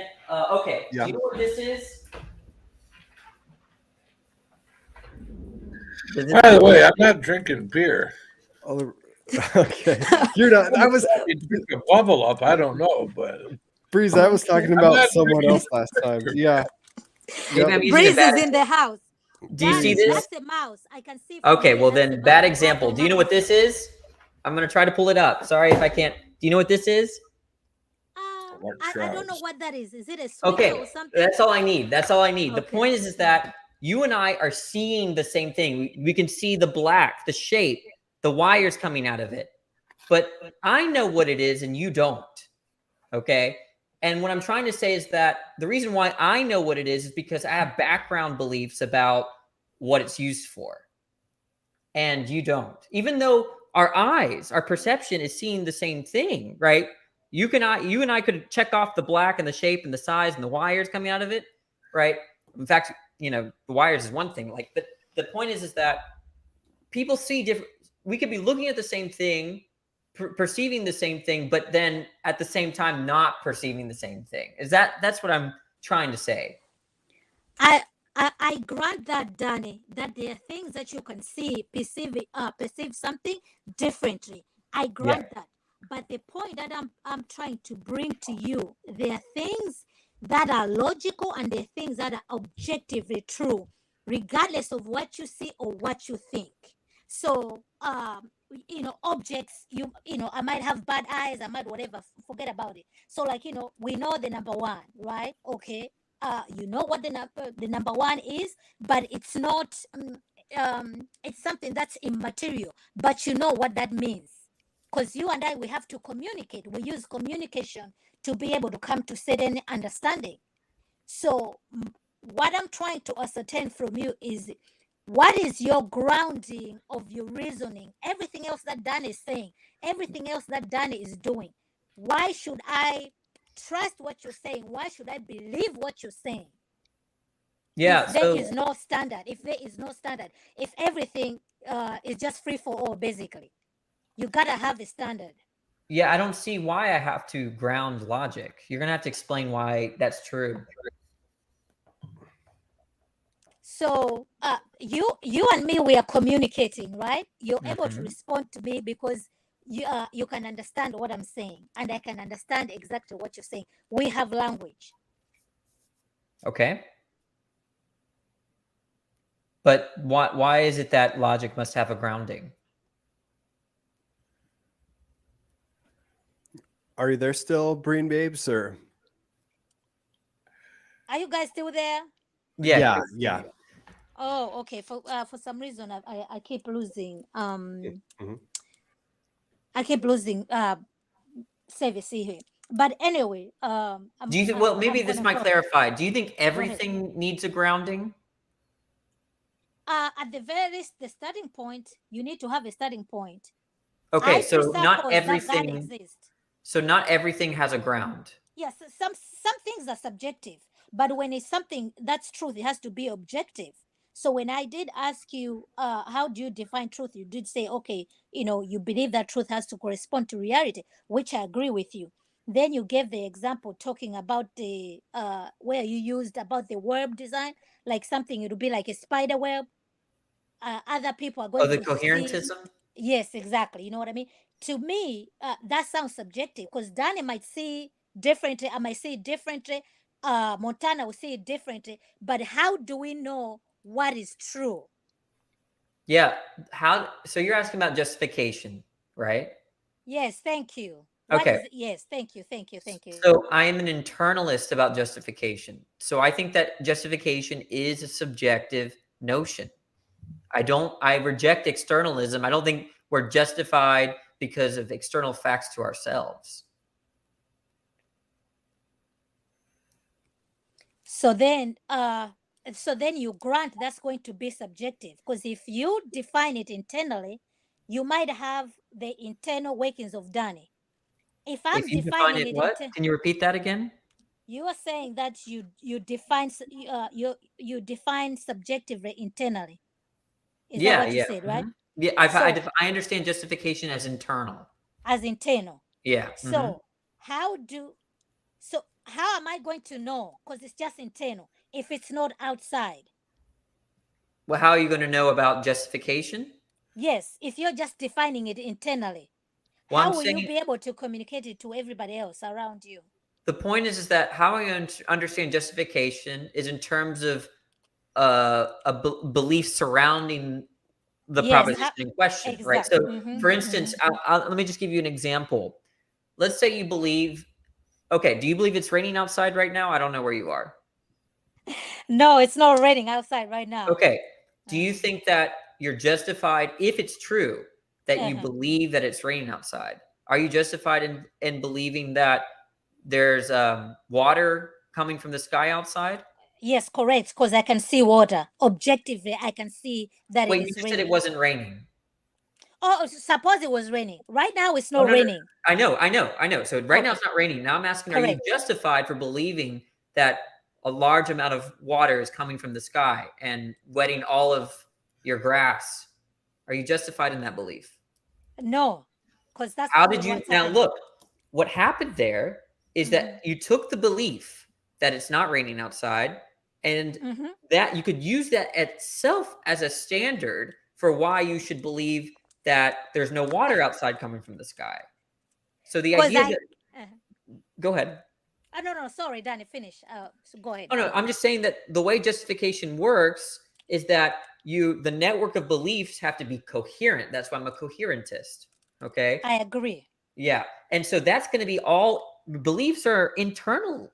So if the belief that there is not rain outside justifies the belief that there's no water outside, let's say, then that's an internal kind of justification. Which I grant to you, but my starting point is external. Because first I can look outside, it's not raining. So I know that it's not raining. That's a secondary issue. But your starting point, you're starting from internal, that you believe that's not raining. What about your eyes if you cannot see? Well, then you're not going to have the belief that it's not raining. Let's say, let's close out your ears too. Let's say you can't hear it. Right? Yeah. But okay. All right, Danny. I think right now we're going in a secular secular reasoning, secular argument. But I do appreciate you answering my questions. Thank you very much. I very much want you to come get back in your Bible, read back your Bible, because the things that you're saying, yeah, sometimes it's matching up with somebody who is an atheist, but some of the things just like, Dana, you're too close to Christianity than you think you are. That's a lot of people tell me that, but just watch some of Yes. my YouTube channel, and then you'll change your mind. But thanks for coming on. Yes, thank you, Danny. Thank you. Yeah, thanks for coming on, Bream Babes. I mean, we were talking about Calvinism earlier and compatibilism, and Danny kind of said he had no issue with kind of the more Calvinistic reform perspective there. At least with respect to free will. Yeah, I think you can make sense of free will on determinism. So yeah. You're what on free will? What did you say about free will? You were I think it's compatible with determinism. Determinism? Yeah, that everything, for every event, there's some prior cause to that event, something like that. And that relates to free will as to your decision being made due to some other factor. So you don't have free will? No. The sense of freedom that I use is in terms of coercion. So the way that the determinist understands when you're free versus when you're not free is in terms of a coercive cause versus just a regular cause. I look at free will as either I want to eat that piece of cake or I don't. Okay, the example is that suppose something determined you to want to eat the cake, and then you try to eat the cake, but then I take it away from you and I eat it first. I would count as a coercive cause because I'm frustrating your will. But that's all compatible with determinism. Sorry, I didn't go to college. You got to dumb this down for me. I mean, you should dumb this down a little bit. No. Dude, you really I don't follow all these terms. The point is that if you want the cake and then I cause you to fail, your will is like been frustrated, right? No, my free will is my free will. I do what I want, when I want, how I want, if I want. Okay, wait. So let's say you want the cake, you choose to eat the cake, and then I steal it. Are you going to be happy about that? Are you going to be happy about that? You can't steal my cake. I ate it. Well, now you're If I want to eat it, you want to steal it, I'm going to hit you. Right. You won't like it because your will is oriented towards it. And I am cutting I'll your probably will have compassion and say, "You're a hungry bastard. I'll give you the cake because Okay, I'm more okay. concerned You about got me, you being Breeze. satisfied than me." Yeah. You got me, I've Breeze. had cake before. Which, hey, we need an asterisk. We don't condone violence on the channel. So I don't condone it either, but if you've ever been hungry and someone tries to take your food, you're going to react. no, hey Breeze, were you were on once when Danny was on? I don't know if it's this channel or a different this channel. Is that correct? I don't recall Danny at all. You don't. Danny, I do you don't. recall I'm sad. Breeze? I at all? recall Breeze. Breeze, I know you're a smoker. Is that right? Oh yeah, there's no doubt. Okay, yeah. Yeah. I think someone else is coming in. I just posted the link. Maybe it's just Prey NYC or maybe a friend of his. But yeah. Danny, there's something going on in culture now. And Breeze, too, if you want to comment, 2 + 2 = 5. And there's actually universities and stuff, classes teaching this kind of stuff. Do you have any thoughts on the 2 + 2 = 5 nonsense? Yeah. I don't even know what that means. I don't know what they're talking. If someone believes that 2 and 2 make 5, I don't know what they're talking about. It's like saying over the stairs, down People are on drugs. It's like saying over the sun, independent of 1 Kant. + I don't 1 know is what not they're 3. Well, and it seems like that would be wrapped up in postmodernism to some degree. And have you interacted with postmodernism within philosophy? There's got to be some influence of postmodernism within it. A little bit. It's actually, I mean, there's different forms of postmodernism. I think it does get a bad rep. I could see why, though, people, are like raising their eyebrows. I will say that the kind of postmodernism that you're talking about is not prevalent in philosophy departments. It's not prevalent. Most philosophers fall into other camps. So other than postmodernism, so the sense that you're talking about. So no, we haven't been afflicted that much yet. So Danny, you've read the Bible, right? About 80-90% of it. Okay, I get it. So when you come to all the different passages that talk about faith as opposed to proof. Sorry, what was that? Isn't Christianity based on faith, not proof? Well, I don't see why in principle it couldn't be both. I think it's both, but then again. So if you believe that faith is what makes a believer to start with, how did you not find a faith? If you read the Bible and believed it, or don't you believe the Bible? I'm just saying the that very beginning, Genesis, I'm saying that if someone has faith in God, I don't think they're irrational, but they may not have a good reason. The reason is because God is. You're denying God's existence, going into the Bible, going, I'm going to read this and see if I can be convinced. Yeah, I'm just saying. You went into the Bible not believing and hoping you'd find that if you have faith in something, it doesn't mean that you know or you don't know. That's all I'm saying. Of course, you don't know. That's why you got to believe it. Well, sorry, I went and robbed a bank last night. Do you believe me or not? I can show you proof, but it's still substantial. It's not proof. Yeah, I don't believe you. You believe I'm the kind of guy that would rob a bank? Yeah, I don't believe you. I wouldn't rob a bank. I don't think you would. I wouldn't either. But you would have to have faith that I'm a good person and not do that, right? No, I have reasons to believe that you're not likely to rob a bank. Based on what? Well, first of all, I used to be a real prick in the world. I know all about atheism and godlessness. Okay, well, the first thing is that you're somewhat elderly. I don't think you can get away with it. I'm not looking at this, that kind of stuff. The point is, I don't know what. Maybe you could drive home the point, but I don't know. The Bible tells you straight up how it went down in heaven. and why the world's the way it is and why we're sinners and why we got to get out of sin. You got to believe it. And then you read the rest of the Bible. If you don't believe that, then you're not going to read the Bible and get it. You got to have faith that, do you believe in the spirit world? That's what I should ask you. Do you believe that that God works within us and then Satan works against God by working within us also? Is there spiritual influence in man? Or are we just running around here trying to believe? wait, Breeze, can I read this comment? You promise not to get offended?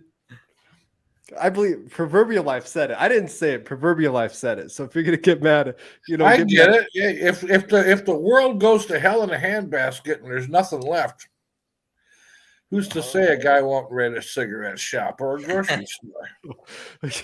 Well, shortages. If you haven't heard shortages and what's when the going world on goes to hell, there's all kinds of. You just can't. Don't step on someone else's toes. Don't sin against your fellow man. You're not going to go rape, rob, and steal from people, even though you have needs.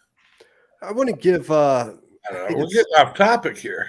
Mm-hmm. I want to give. I think. Well, Ty's been here longest, and then I think it's Joe Sue, a chance to talk. But one other thought, a follow up on the postmodernity conversation, which it makes sense that would not blend with philosophy, just because postmodern thought seems. I would say it has a bad rep for good, good reasons. Well, there's senses of there's something called deconstruction in philosophy, and it's kind of like this method by which you analyze why there's certain social structures in existence, and that's a kind of postmodernism that I don't have very much problems with. But there are going to be other forms of postmodernism where I really don't know what's going on. And I'm going to agree with you. I've been watching and listening. I get the inclination that you never really came to full belief of God. That's why you left it.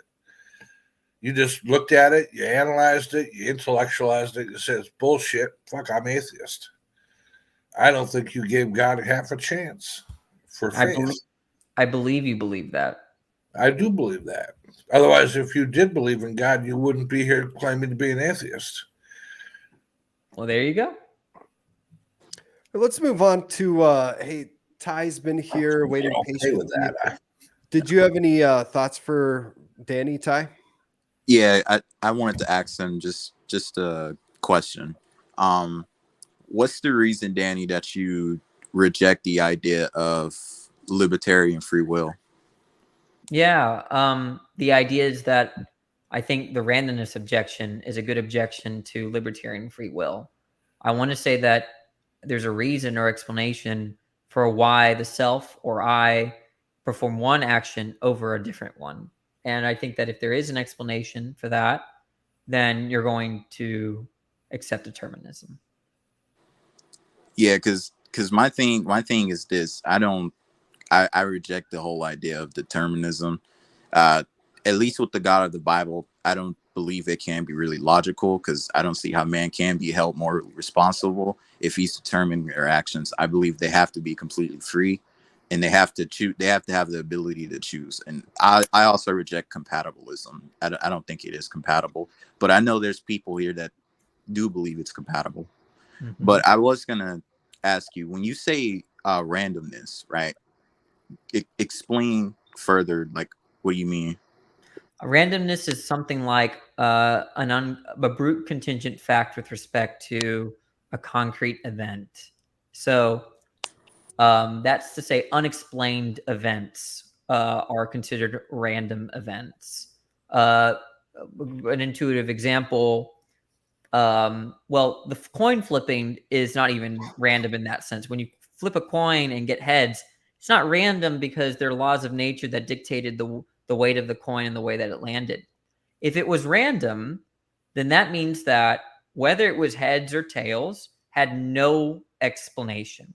So a random outcome is an outcome, an event, where there's no explanation for why there's that outcome rather than another. I mean, I see what you're saying, but me personally, I mean, I don't believe it is random. It's like I told you, right? I believe, humans, we have desires, right? And, temptations can come our way, but, you don't have to necessarily act on those desires. Because I would agree with you that there can be, to a certain capacity, there can be external forces. There could be things that influence you or maybe entice you, right? Entice you to maybe want to do those things, but you don't necessarily have to do those things. Because in my worldview, I don't believe that your actions are determined at all. Whenever you choose to do something, you chose to do it. God didn't determine you to do it. And I don't believe God decrees all things either, because in scripture, in Jeremiah 19:5, there's actually an example where God does not decree all things. He said, I did not command or decree it. So I reject the whole idea that God decrees everything. I don't believe in that. Okay. I would be curious what you mean by random. When you say it's not random, what are you rejecting? You're saying that it has no explanation, right? Mm-hmm. When you say, you do think there's an explanation? yeah, I believe that there's an explanation. I wouldn't necessarily say that it's random, but what I would just say is, well, the question is, right, in the moment, whenever the person wants to, the question is whether or not they want to act on those desires. And Okay. like You desired to come on to the stream and ask me a question rather than listen. Okay. Mm-hmm.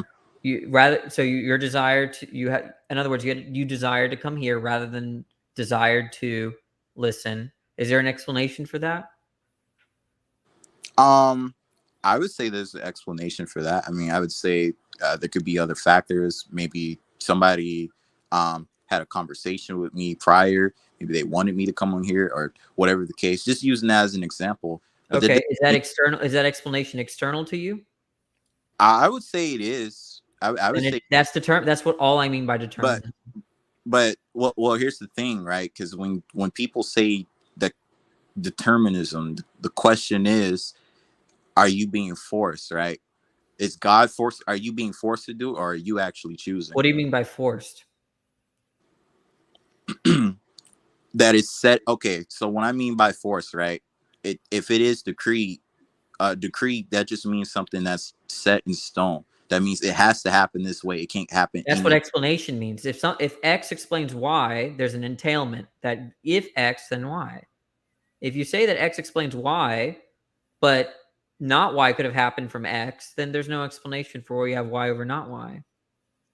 So the idea is that if you think there's an explanation for why you desired to come here rather than desired to listen, then that explanation determines the outcome. That's what an explanation is. If you're saying that it wasn't determined, but it was explained, then I don't know what you mean by explained anymore. Because explained means that it's not random. It's not that the event didn't occur without to say that the event occurred randomly, to say that there's no reason for why that happened. No explanation. But if you're saying there's an explanation, and if that explanation is external to yourself, that's what I mean by determinism. Okay, I see what you're saying. Mm. Well, you mean it that, well, that's what you mean. But like when I mean by determinism, I'm saying that it's set in stone. You have to pick that one option. You don't have the ability to choose otherwise. That's what I mean when I say determinism. Okay, so yeah, if you're saying that, so that, okay, when I say that, let's say you go on a walk and you trip over a rock and you scrape your hands. Okay. What explained why you scraped your hands rather than not scrape your hands? I mean, maybe. The rock.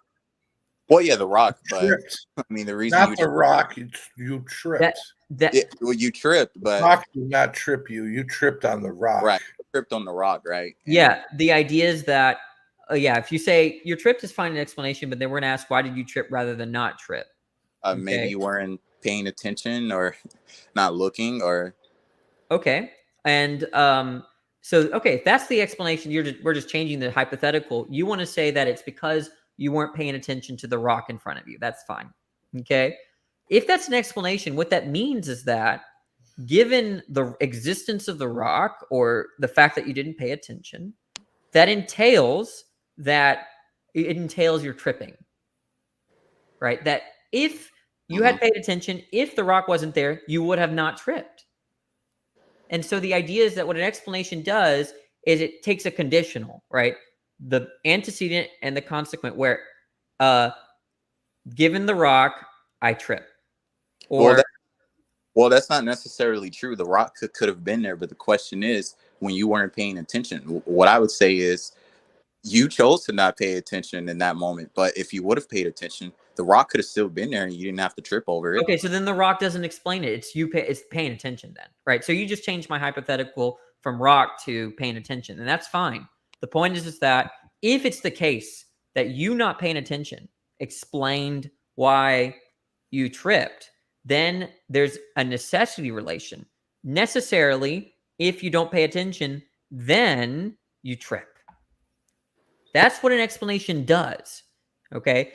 An explanation, you can break down an explanation to two parts. What's being explained and what does the explaining. We have fancy words for that in philosophy. We don't want to get into it. But the point is that when you invoke an explanation, you have that which explains entails that which is being explained.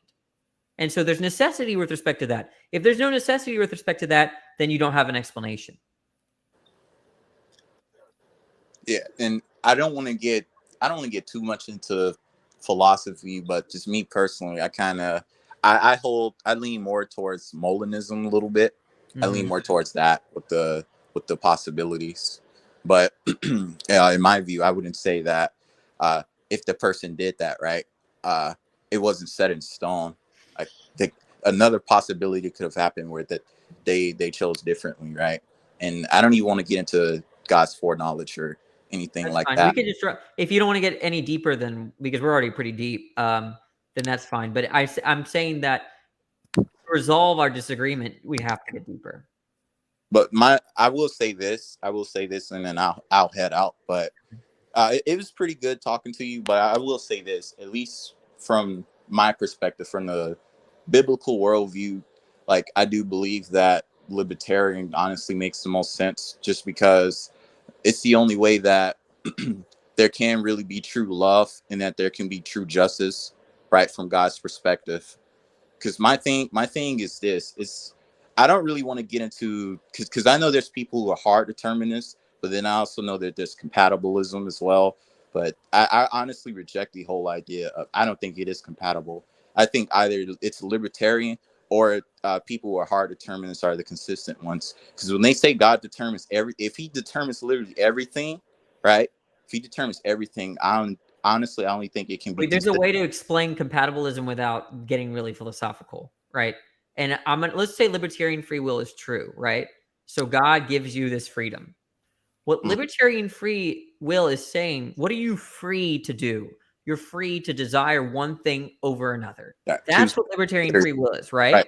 Good or evil. Now, imagine this. Imagine God, every time you freely willed to do something, he came in and made you fail. Do you still have free will? But that's the thing. He didn't make you fail. Well, No. Look. I just willed to drink this. That's my free will. Right. Now, am I going to succeed in drinking it? That's a different question. Okay. Now imagine I freely put it in my lips, and then suddenly a lightning bolt strikes and vaporizes my drink. Now I freely willed, I chose to drink it, or I had that desire. But what happened is the lightning bolt frustrated my desire. Now imagine a world where God gives you all the free will you want. You can will to do whatever you want, right? But every time you will, what happens after is that God causes failure. Are you still free? When you say causes failure, do you mean like him sending judgment, or like what do you mean he causes failure? I mean, every time you will. So for instance, you will to come here, right? You clicked on the StreamYard link, right? But then God shuts down your internet. God's not frustrating nobody. It's the devil.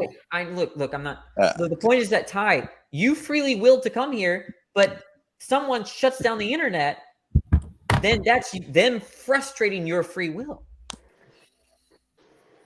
Right? Do you understand that part? Now imagine if that happened every time you freely will to do something.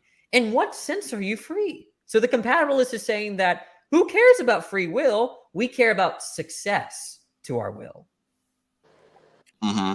We care about our will not being frustrated, not going against our will. So that's what the compatibilist is saying. Maybe your free will is sinful. Because you can have libertarian free will. I don't want libertarian free will if it's the case that every time I freely will to do something, something else causes me to fail. I would rather have compatibilist free will where externally something causes me to desire it, and then I succeed. That is where true free will is for me. Well, yeah, no, I understand what you believe, and that's absolutely fine. Yeah. Fine, but from the biblical worldview, I don't. Yeah, I get where you're coming from. Yeah, and the biblical worldview or the Calvinistic worldview would just say, hey, you change your plans because God's not changing his plans, and your plans will submit to the plans of God every single time, especially when they collide. You referenced, I did want to go into it a little bit. You referenced Jeremiah 19:5. Yes. And I looked it up, and it reads, and hey, you've built the high places of Baal to burn their sons in the fire as burnt offerings to Baal, which I did not command or decree, nor did it come into my mind. So you're using that to make an assertion more against God's eternal decree. It sounds like, if I understand you, and for Molinism. Nor did it come into my mind. Would you use that part of the verse to say God does not know what will happen in the future, or did God actually know that they would do that? No, God does know. God does know. God does know, and what God knows will happen, is that certain to happen before it happens? God knows, but what I would say that the difference between me and the Calvinist worldview, I would say God does. He does know, but he didn't. It wasn't set in stone. They didn't have to necessarily do that evil action. Whereas if Calvinist, well, here's the thing, right? Because if a Calvinist, at least the consistent ones, then they would have to say God determined them to do that. That gets kind of messy in that you're saying God know that they would do it, but it's not certain that they would do what God knows what they would do, which just logically seems to be not just illogical to me, if that makes sense. If God knows something will happen, then it's certain to happen, right? Because we know God has this permissive will, like he allows things, but in my worldview, him allowing it doesn't mean that he determined for those people to do that. And so that's what the text saying, hey, God did not command them, or to burn their sons in the fire and everything. And yet we can see just over and over again, in the classic case would be Joseph and what he went through with his brothers, right? Where God didn't command those things, and yet, hey, it happens, and he works it for our good and for his glory. Right. And what others mean for evil, God means for good. Right. I agree with you. God can ultimately, man can do evil things, and God can ultimately still work it for his good, right, and for his purposes. But I wouldn't say that God determined them to sin or do that. God predetermined for certain things that happen. Where I would jump to first would be the fall. And that's where a lot of people jump to first. And then the second place that I would jump to would be the crucifixion, where everyone would have to admit, hey, it doesn't get more wicked than the crucifixion, then essentially deicide, crucifying God in this, the Son of God on the cross. Oh yeah, JP's just joining us. And guys, I'm going to try to limit this to 6:30, and then I've got a important meeting at 7:30, and I've got to do some dinner stuff in between. So got about 25 more minutes. I'm going to bring JP on. It's always a pleasure to have JP on. And that's not JP. Is it? Probably not. Who knows? Maybe it's an imposter. Let's see. JP, I'm in. Yeah, I don't know. That's an imposter. Yeah. Ty, would you like the last word on that by chance? Even though I don't believe in chance. Yeah. Yeah, I was just gonna say, like, because in the Bible, Jesus, he makes it very clear that he chose to lay down his life willingly, and no one takes that away from him. You know, It's JP. It's JP. he said, Jesus said that that's the greatest love that he showed for us, right? Giving up his life, because this is where things get sticky. This is where things get sticky because are you saying that Christ was determined, like?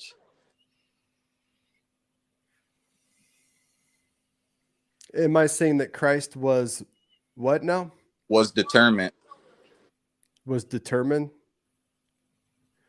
That Determined. This would go to the. I don't mean to interrupt, but you can let that is. He just texted me. That's him. Yeah. Oh, whoops! I thought I added you to stream. I'm sorry. I thought I added JP already, but yeah. Whoops. Yeah. You know, I would just go to the eternal decree, Ephesians 1, and you know, logically, if you look at the fall, God could have prevented the fall a million, trillion, bazillion, gazillion different ways. He could have given Adam and Eve the grace to sustain them and resist the devil, resist temptation. God could have prevented the devil from tempting them. But God, in his infinite wisdom, decreed, no, the fall shall happen. It will happen. It's certain to happen before it ever even happened. And if he didn't want it to happen, just bank it. It would not have happened. And the way that he does it is through the will and choices of Satan, Adam, Eve. That's kind of the view in a nutshell. JP, glad you joined. What's up?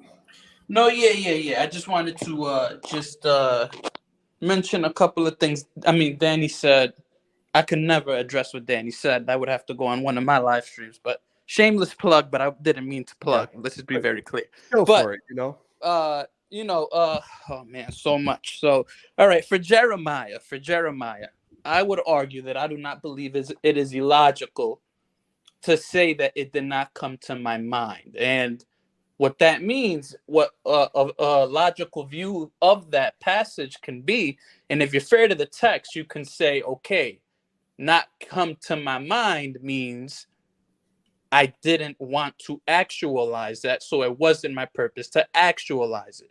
I get it from a Calvinistic state of affairs, R.I.P. Smokey, because he died. I get it. You know what I'm saying? Whereas you would say he decreed all things, so then that cannot be a possibility. Go ahead. When he says it did not even come into my mind, that I would read it as in that's not within my character. That is just so that would never come in my mind kind of thing. That's not within the nature of God.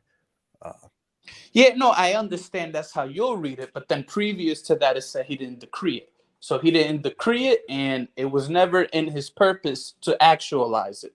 And so I think that's a logical way to read the text. I understand how you're reading the text, but what I'm saying is I wouldn't push past that idea that reading it my way is completely, I wouldn't say it's illogical. Let's just say it that way. I think there's an argument to be had. I don't want to be here you're going to be here till 6:30, so I want to address Danny, but obviously if you want to respond to that, you can, but I wanted to respond to Danny.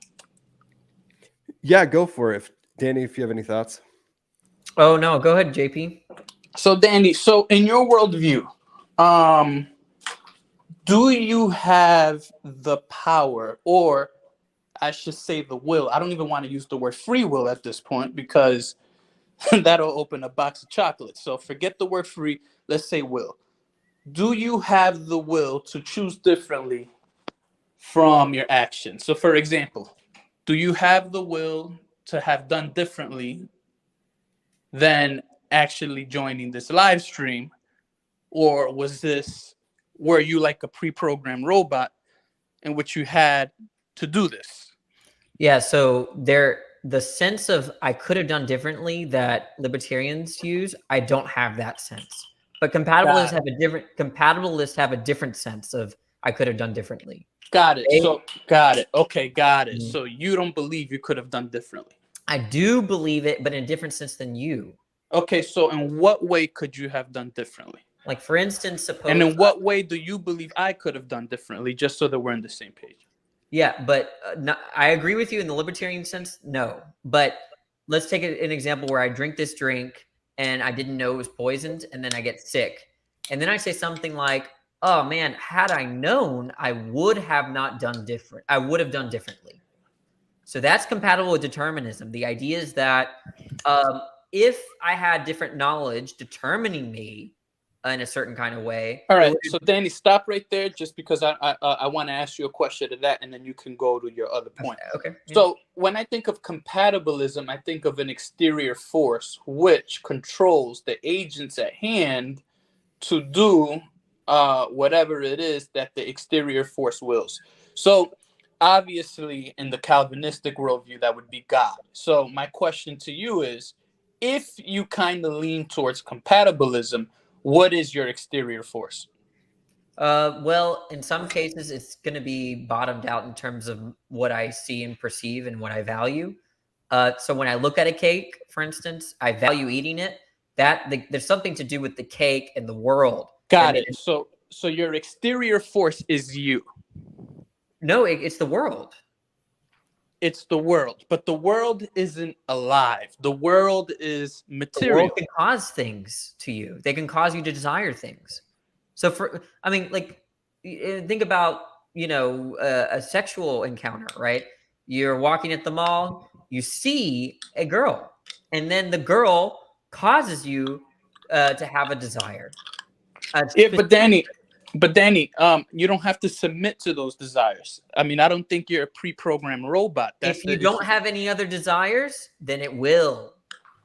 But Danny, so your exterior force, okay, got it. So now you answered my question. So for the Calvinists, the exterior force would be God. But for you, the exterior force is the planet.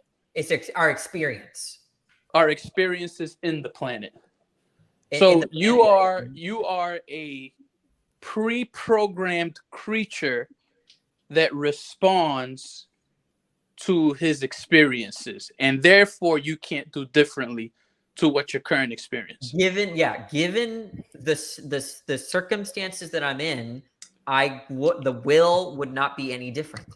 Okay, got it. And so then, where would you say that you got your consciousness from? If it's not from an exterior force, which the Calvinistic perspective would say is God.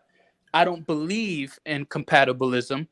So obviously you didn't get your sense of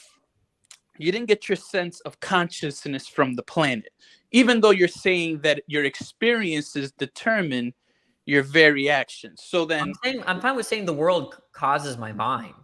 That, like, for instance, my brain, remember, my brain is part of the world, not part of me, my mind. So your consciousness comes from the earth?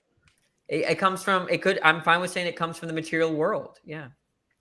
Your consciousness comes from, okay, so then if your consciousness comes from the material world, then how could atoms that are unconscious come together and create something that is conscious? Because the exterior force in the compatibilism view is a conscious force, but the earth isn't necessarily conscious.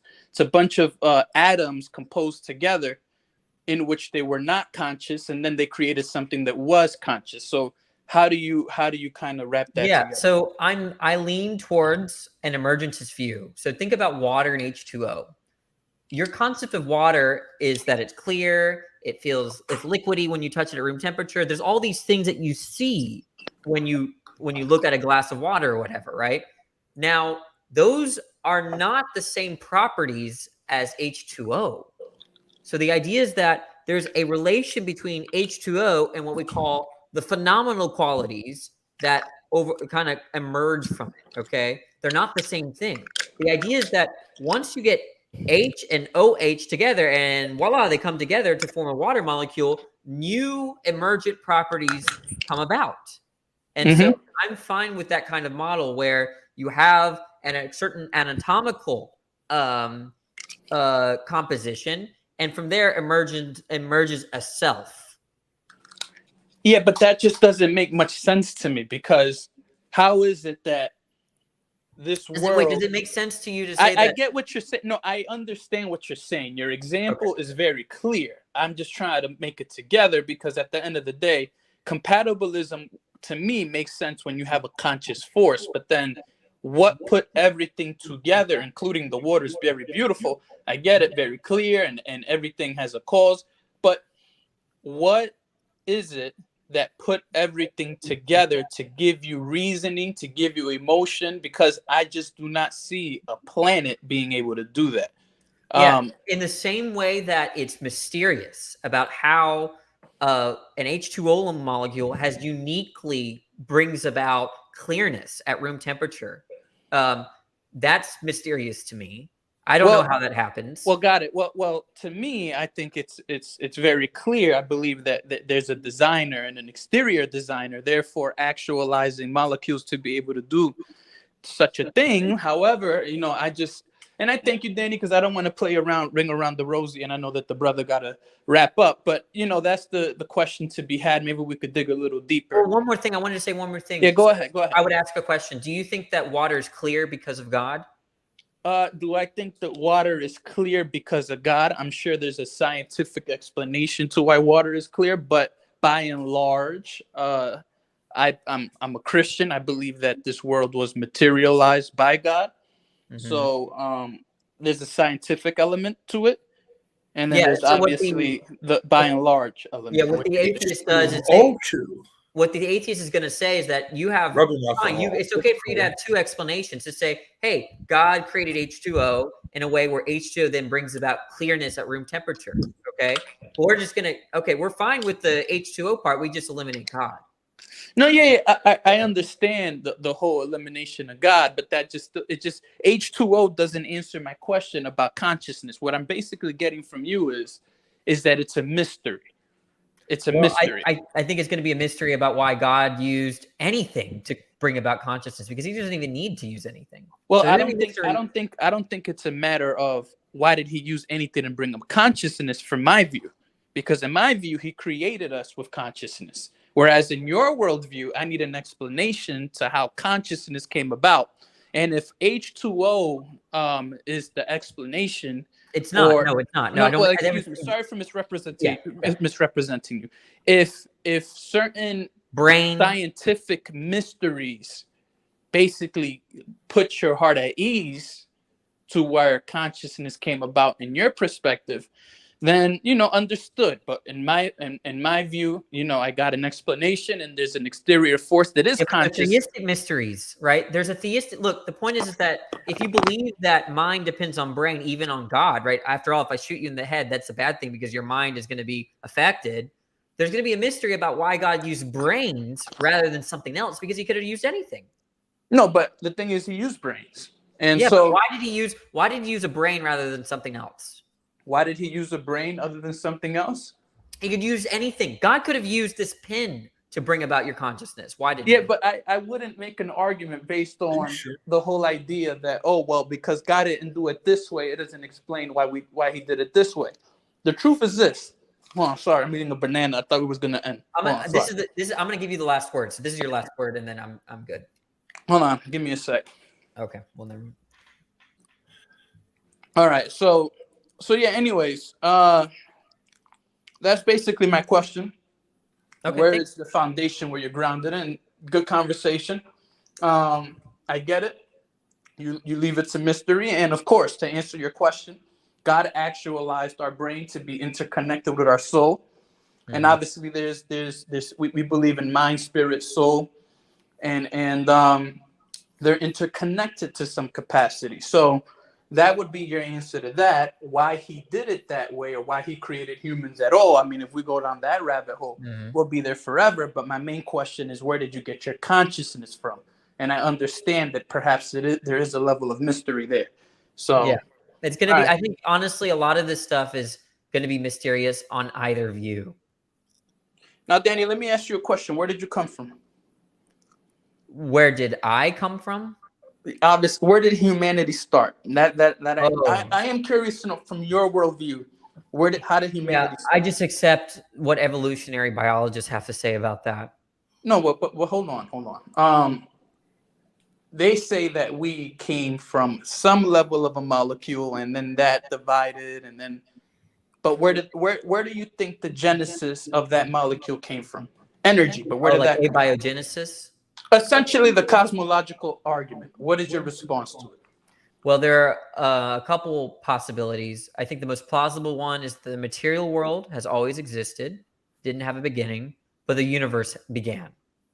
Got it. So the Earth always had a beginning, but the universe expanded, kind of thing. Yeah, so like think of like clay. Let's say the clay has always been there up until a certain point where then the clay becomes a pot. The pot began to exist, but the clay has always been there. So the Earth was always there, but then the universe expanded. Yeah, that kind of thing. Yeah, that's one, but I'm not too sure. That's one view. The other view is that it could have come from nothing. The other view, I mean, I don't really know, but I'm fine with either view. I mean, if you want to say another explanation is that like a Titan or a Celestial brought it about, like from the Marvel universe, or that a limited being brought it about, I'm fine. Honestly, that's coherent. But so you would even borrow from an agnostic view. If it's I'm just not. This to me is an empirical question. I'm fine with saying that a very I'm curious to know for you. I know that you're a philosophical atheist, not in that regard, but I am curious to poke your mind and ask you where you believe we came from. So that's basically what I'm asking. You're asking the wrong person. I'm very ignorant of it. No, because I'm sure you think about it. It's like, okay, where did I? So you don't even think about where we came from. I don't even know how to approach the question. Oh, all right. Well, I'm out of here. Have a nice day, guys. All right. See you, JP. Yeah, bye, JP. You take care. One last thought, and it would be something I learned in college a long time ago, and it's a analogy for just pre-modernity, modernity, and post-modernity, and it's the baseball analogy. In pre-modernity, folks would say, "Hey, you throw the baseball and all that." I call it as it is. So there's lots of certainty there. But with modernity, you throw the baseball and it's, hey, I call it as I see it. It's, hey, maybe someone else saw it a different way. Maybe I saw it wrong. So less certainty there. And then you have post-modernity. I call it, they throw the baseball. I call it, that's what it is. And so their truth is their truth. My truth is my truth. Less of a certainty, even on truth, and everyone has their own truth. Could you provide some thoughts maybe on how philosophy would fit into those different categories of, throughout modernity and everything? Or, well, I have a very, I mean, maybe I haven't understood your question, but I actually have a very simplistic understanding of philosophy. What I understand philosophy to be about is once you've arrived at your beliefs, making sure that you don't fail with respect to your beliefs and making sure that they all go together. That's basically what philosophy is to me. So I don't think philosophy has so much to say about how like the world is independently of your mind. So I think that you can clear up your views about the world only because you might have if you clear up your views about how the world is through philosophy, that's because you've realized that, if I believe this, then I can't believe that. Or if I believe this, I must believe that. And so I don't think there's that much room for philosophy to like discover how the world is. mm-hmm. Has there been some philosophies, I'm guessing, would have more of an emphasis, hey, we can know truth, we can discover it, if you want to use that. And then other philosophies, I'm guessing, would say no, would be more, there's stoicism, there's things like that, more pessimistic even, or more, hey, no one can know for sure what's true. Any thoughts on that? Yeah, so I think that philosophy can get you to more true beliefs than false beliefs. That could happen, but that's not going to be because you're discovering something about how the world is. Think about questions like free will, okay? The idea is that we have beliefs about how the world already is. So I, for instance, believe that people have been sexually assaulted. I believe that. I've seen it. Now, when I ask the question about free will, I have to take into account that people are forced to do things. I believe that. So I don't get people that say there's no free will, because they believe people are going around violating other people's autonomy, like in the case of sexual assault. And so the idea is that when I then okay, if I'm committed to the fact that people are assaulted, then there's got to be free will in some sense. And so you come to a true belief that there is free will in some sense. Then what the illusionists do is I don't know what they're doing. They're saying that on one hand, people are raped, but on the other hand, there is no free will. And then I'm just like, the philosopher comes in and says, what are you talking about there? If you believe people are sexually assaulted, but there's no freedom, then you're contradicting yourself. And that's the purpose of philosophy. It's to hey, if you believe this stuff, what else do you have to believe? Mm-hmm. Breeze, do you have we've got 5 minutes. Breeze, do you have any closing thoughts? I had a lot of thoughts, but they keep getting lost in the shuffle. That's why I grab a pen and paper. And I should do that. I don't. I didn't mean to. I hope I was clear for the most part. In general, well, you're a college egghead. I appreciate that. You're very articulate, but it goes over my head sometimes. As I'm sorry, not. Breeze. We're Northerners. I'm not getting all those labels you put on things. Yeah, I get that. I try to Minnesota and blah blah blah. It's like, man, I don't know. You're putting too much thought into it. But what happens? Is that complicated? But what happens is that when someone comes in and asks me, like, what do you think about compatibilism or determinism? They brought up the terms, and I know how to talk with them. But I think in our conversation, Mark, or before they came in, if I knew I was using a term that was more jargony, and then I would explain it before I used it. But I try to avoid jargon to people that don't know the jargon. That I think that philosophers that don't do that, I think that's the mistake if they want to communicate well. It's like talking car engines with your wife. Right, yeah. Yeah, that's a good analogy, actually. Yeah, or, like cigars and cigarettes and beer I've never consumed alcohol in my life, so I'd be scratching my head like, huh? That kind of thing. Bree and Babes, she's a presuppositionalist as well, as I am. God is the starting point. That's our presupposition and his word. Danny's starting point is not grounded in anything, but it sounds like experience. Do you have a thought on that? Yeah, when she's saying that God is the starting point and there's a grounding relation, that means there's necessity, right? That to have experience, there must be God. And so then the way that the conversation would progress is I'm like, okay, show me why it's necessary. Because if it's not necessary, then it can't be counted as a grounding. And so that's how I would see the conversation proceeding. Oh, there we go. And yeah, she's still here, still listening. Hey, we'll wrap this up. Today I'm making chicken. It's not that all I eat is chicken, but make some fajitas or a chicken taco or something. But with that, let me think how to wrap this thing up. I guess it's been good interacting with you from time to time. Philosophy, man, I still get so frustrated. The terms, and my mind just always goes back to the scripture, back to the Bible and everything. You like okra. I get that. And let me tell you, I want to learn more about Christian theology. So what I have to do is I bought a book. I'm going to read through it. That way, when I talk to Christians, I'm more prepared in terms of what they're saying. It's assuming that book is true. Well, it's just it's a historical analysis. It's written by a Christian, but doesn't mean it's right. That's true. It doesn't mean it's right. The problem with the truth out there is that the truth is presented as right, and it's not. Yeah, look, it's either I'm going to read it from a Christian or not a Christian. Which one do you want me to read it from? But it doesn't care how you read it. You read it for yourself. Okay, so the point is that I think with philosophy, part of if you want to be less frustrated, you have to put in the elbow grease, right?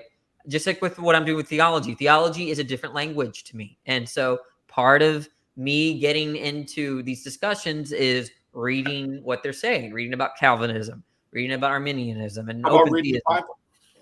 Reading the Bible, yeah.